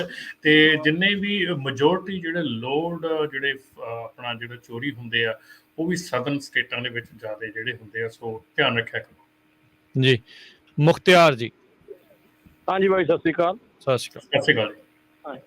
ਹਾਂਜੀ ਭਾਈ, ਆਪਣੇ ਵੀਰ ਦੀ ਕਾਲ ਦੇ ਆਈ ਸੀ ਤਾਂ ਜਿਹੜੇ ਕਹਿੰਦੇ ਇੱਕ ਐਕਸੀਡੈਂਟ ਹੋਇਆ, ਪਰ ਮੇਰਾ ਕਹਿੰਦਾ ਵੀ ਜਿਹੜਾ ਡਰਾਈਵਰ ਦਾ ਡਿਟੈਕਟਿਵ ਦਾ ਕੋਈ ਰਿਸਪੌਂਸਿਬਿਲਿਟੀ ਨਹੀਂ, ਕੰਪਨੀ ਦੀ ਹੁੰਦੀ ਆ ਜੀ ਜੀ ਹੁੰਦੀ ਆ ਬਿਲਕੁਲ। ਕੀ ਆ ਵੀ ਕੈਨੇਡਾ 'ਚ ਵੀ ਇਹੀ ਰੌਲਾ ਪੈ ਰਿਹਾ। ਉਹ ਕੀ ਕਰਦੇ ਆ ਨਾ, ਜਿਹੜੇ ਕੰਪਨੀਆਂ ਦੇ ਮਾਲਕ ਆ ਉਹ ਕਹਿੰਦੇ ਡਰਾਈਵਰ ਤੋਂ ਅਸੀਂ ਪੈਸੇ ਕੱਟਣੇ ਆ। ਤਦੇ ਤੁਸੀਂ ਦੇਖਦੇ ਹੋਣੇ ਬਹੁਤ ਸਾਰੇ ਉੱਥੇ ਪ੍ਰੋਟੈਸਟ ਵੀ ਹੋ ਰਹੇ ਹੈਗੇ ਆ। ਨਹੀਂ, ਇਹ ਜਿੱਦਾਂ ਰਮਨ ਜੀ ਤੁਸੀਂ ਵੀ ਪਹਿਲਾਂ ਕਈ ਵਾਰੀ ਇਹ ਚੀਜ਼ ਨੂੰ ਦੱਸਿਆ ਆ ਵੀ ਵੇਜਸ ਦੇ ਉੱਤੇ ਕੋਈ ਇਦਾਂ ਨਹੀਂ ਕਰ ਸਕਦੇ। ਇਲੀਗਲ ਹੀ ਹੈ ਗੱਲ, ਚਾਹੇ ਚਲੋ ਗਲਤੀ ਹੋਈ ਆ, ਸੋ ਇੰਸ਼ੋਰੈਂਸ ਇਸੇ ਕੰਮ ਦੇ ਲਈ ਆ। ਇਹ ਸਾਰੀਆਂ ਚੀਜ਼ਾਂ ਨਾਲ ਹੀ ਹੁੰਦਾ ਵੀ ਰਿਸਕ ਅਸੈਸਮੈਂਟ ਹੀ ਹੁੰਦੀ ਹੈ ਇੱਕ ਹਿਸਾਬ ਦੀ, ਵੀ ਇਹ ਕੰਮ ਹੋ ਸਕਦਾ, ਐਕਸੀਡੈਂਟ ਹੋ ਸਕਦਾ ਆ। ਇਦਾਂ ਤਾਂ ਫਿਰ ਕੋਈ ਵੀ ਗੱਡੀ ਤੇ ਹੱਥ ਨਹੀਂ ਪਾਊਗਾ, ਟਰੱਕ ਨੂੰ ਹੱਥ ਨਹੀਂ ਪਾਊਗਾ ਵੀ ਭਾਈ ਐਕਸੀਡੈਂਟ ਹੋ ਗਿਆ ਤੇ ਮੇਰਾ ਕੁਛ ਹੀ ਮੇਰੇ ਸਿਰ ਪੈ ਜਾਣਾ।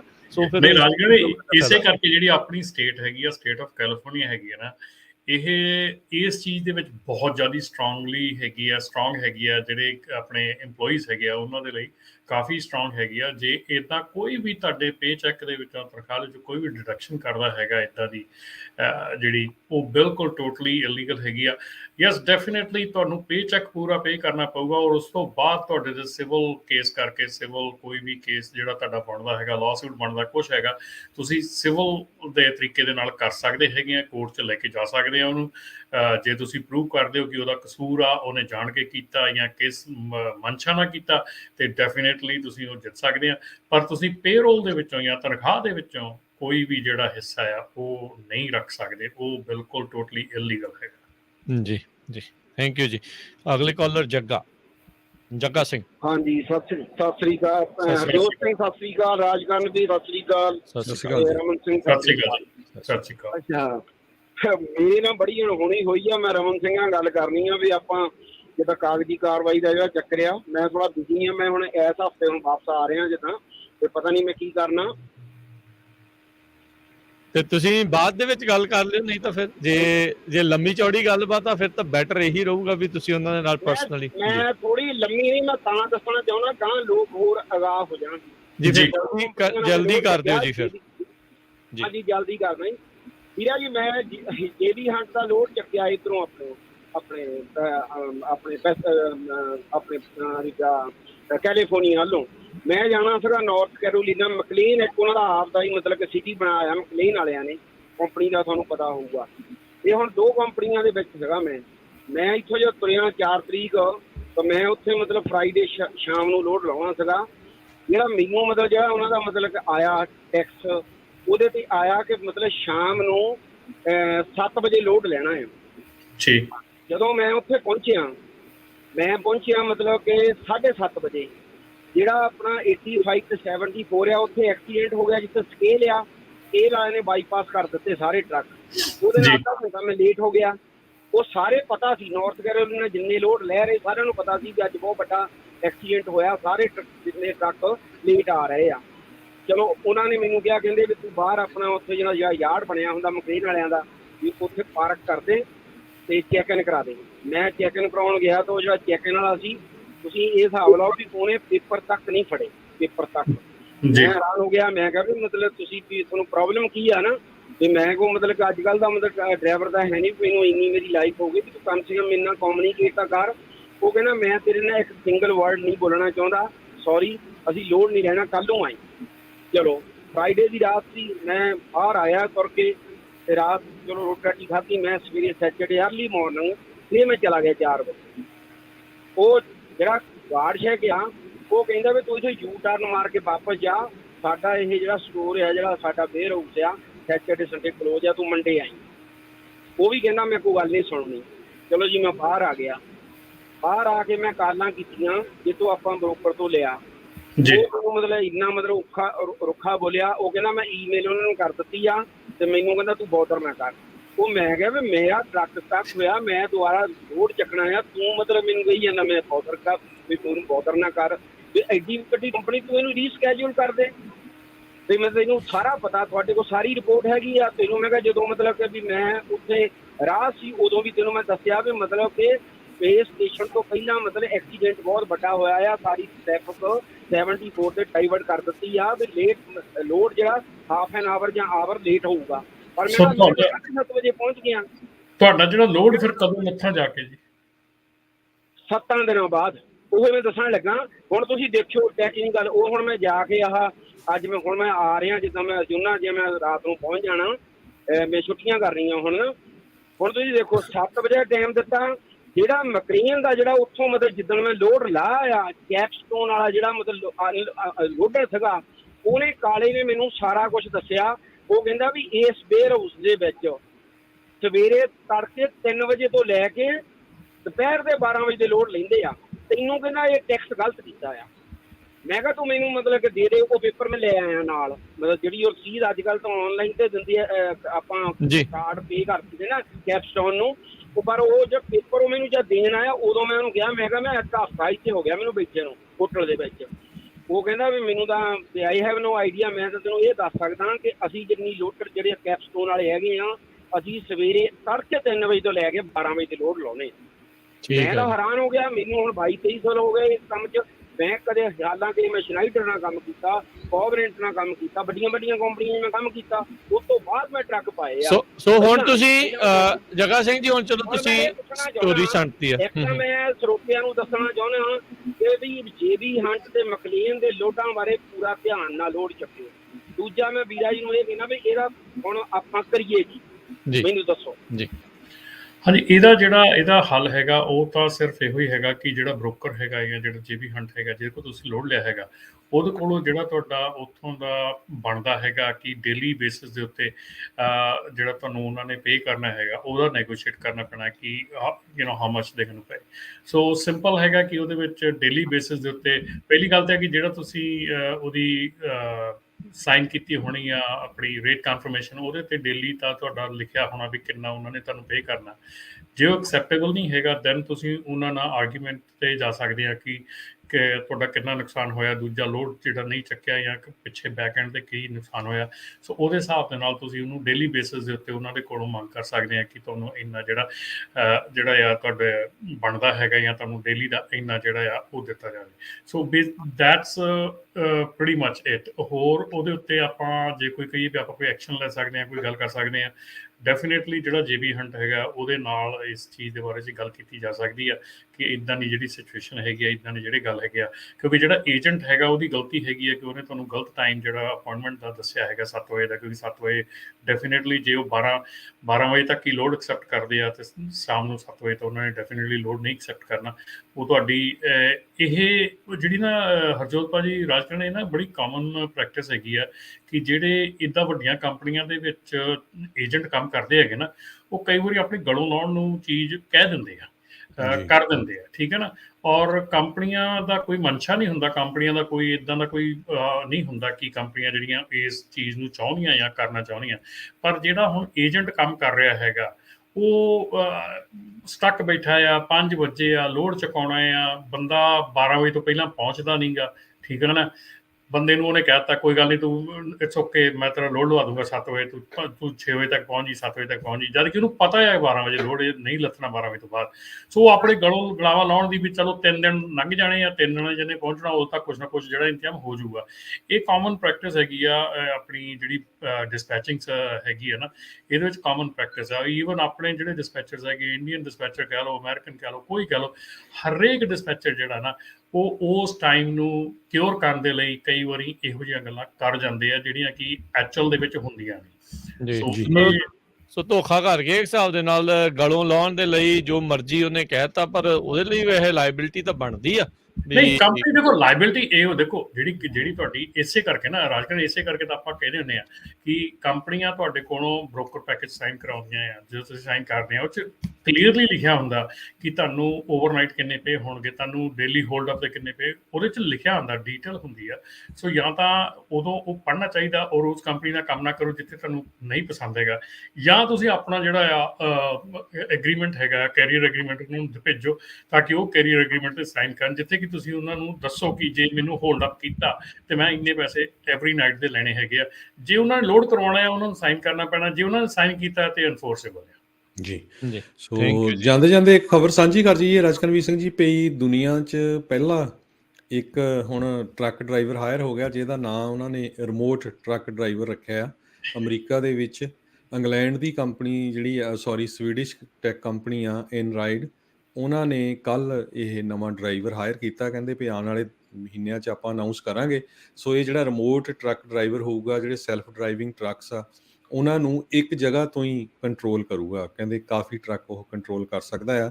ਇਨਰਾਈਡ ਨੇ 2000 ਜੋਬਾਂ ਕ੍ਰੀਏਟ ਕਰਨੀਆਂ ਆਉਣ ਵਾਲੇ 5 ਸਾਲਾਂ 'ਚ ਜਿਹੜੇ ਰਿਮੋਟ ਟਰੱਕ ਡਰਾਈਵਰਸ ਹੋਣਗੇ, ਅਤੇ ਉਹ ਆਪਣੇ offices New York, Austin, San Francisco ਅਤੇ ਸਾਊਥ ਈਸਟ 'ਚ ਖੋਲ੍ਹਣ ਜਾ ਰਹੇ ਆ। ਸੋ ਇਹ ਉਹਨਾਂ ਨੇ ਕੱਲ੍ਹ ਕੀਤਾ, ਲੇਟੈਸਟ ਖਬਰ ਆ ਰਹੀ ਜੀ। ਬਿਲਕੁਲ ਹਰਜੋਤ ਭਾਜੀ, ਇੱਕ ਹੋਰ ਮੈਂ ਤੁਹਾਡੇ ਨਾਲ ਛੋਟੀ ਜਿਹੀ ਖਬਰ ਸਾਂਝੀ ਕਰ ਦਿੰਦਾ ਕਿ ਜਿਹੜੀ ਟ੍ਰੇਨ ਦੇ ਉੱਤੇ ਜਿਹੜੇ ਇੰਜਣ ਹੈਗੇ ਆ ਉਹ ਡੱਬਿਆਂ ਨੂੰ ਖਿੱਚਦੇ ਹੈਗੇ ਆ। ਸੋ ਕੁਇਕਲੀ ਜਿਹੜੀ ਇੱਕ ਚੀਜ਼ ਆ, ਅੱਜ ਮੈਂ ਨਿਊਜ਼ ਅਜੇ ਆਪਣੇ ਪ੍ਰੋਗਰਾਮ 'ਤੇ ਆਉਣ ਤੋਂ ਪਹਿਲਾਂ ਪੜ੍ਹਦਾ ਸੀਗਾ ਕਿ ਜਿਹੜੇ ਡੱਬੇ ਹੈਗੇ ਆ ਉਹਨਾਂ ਨੂੰ ਬਣਾ ਦਿੱਤਾ ਗਿਆ ਆ ਆਟੋਨਮਸ। ਸੋ ਜੀ। ਉਹ ਡੱਬਾ ਭਰ ਕੇ ਛੱਡ ਦਿੱਤਾ ਜਾਊਗਾ ਤੇ ਉਹ ਆਟੋਨਮਸਲੀ ਤੁਰੇ ਫਿਰੇ ਰਹਿਣਗੇ। ਲਓ ਜੀ। ਉਹ ਤੁਰਦੇ ਰਹਿਣਗੇ, ਆਪਣੇ ਆਪ ਹੀ ਆਪਣੇ ਚੱਲਦੇ ਰਹਿਣਗੇ। ਸੋ ਆਪਣੇ ਮੁਕਾਮ ਤੱਕ ਆਪੇ ਪਹੁੰਚ ਜਾਇਆ ਕਰਨਗੇ, ਕਿਉਂਕਿ ਟ੍ਰੇਨ ਨੇ ਕਿਹੜਾ ਉਹਨੇ ਇੱਧਰ ਉੱਧਰ ਚਲੇ ਜਾਣਾ, ਉਹਨੇ ਇੱਕ ਥਾਂ ਤੋਂ ਛੱਡਿਆ ਦੂਜੇ ਥਾਂ ਜਾਣਾ। ਜੇ ਰਾਹ ਦੇ ਵਿੱਚ ਕਿਤੇ ਫਾਟਕ ਆ ਗਿਆ ਆਪੇ ਖੜ ਜਾਊਗਾ, ਤੁਰਦਾ ਰਹੂਗਾ, ਹੌਲੀ ਹੌਲੀ ਚੱਲਦਾ ਰਹੂਗਾ। ਸੋ ਇਹ ਤਾਂ ਦੇਖੋ ਇਹ ਜਿਹੜੀਆਂ ਗੱਲਾਂ ਇਹ ਆਪਾਂ ਸੱਚਾਈ ਆ, ਰਿਐਲਿਟੀ ਆ, ਆਉਣੀ ਆ ਇਹ ਜੀ। ਪਹਿਲਾਂ ਸੁਪਨੇ ਸੀਗੇ ਤੇ ਹੁਣ ਉਹ ਰਿਐਲਿਟੀ ਵੱਲ ਨੂੰ ਉਹ ਕੰਮ ਜਿਹੜਾ ਉਹ ਵੱਧ ਰਿਹਾ ਆ ਰਿਐਲਿਟੀ ਹੈ ਜੀ। ਤੇ ਚੇਂਜਸ ਜਿਹੜੀਆਂ ਬਹੁਤ ਤੇਜ਼ੀ ਦੇ ਨਾਲ ਆ ਰਹੀਆਂ ਨੇ। ਤੇ ਸ਼ੁਕਰੀਆ, ਮਿਹਰਬਾਨੀ ਰਮਨ ਜੀ, ਮਿਹਰਬਾਨੀ ਹਰਜੋਤ ਜੀ, ਮਿਲਦੇ ਹਾਂ। ਓਕੇ ਧੰਨਵਾਦ ਜੀ, ਜੀ। ਸਤਿ ਸ਼੍ਰੀ ਅਕਾਲ ਜੀ।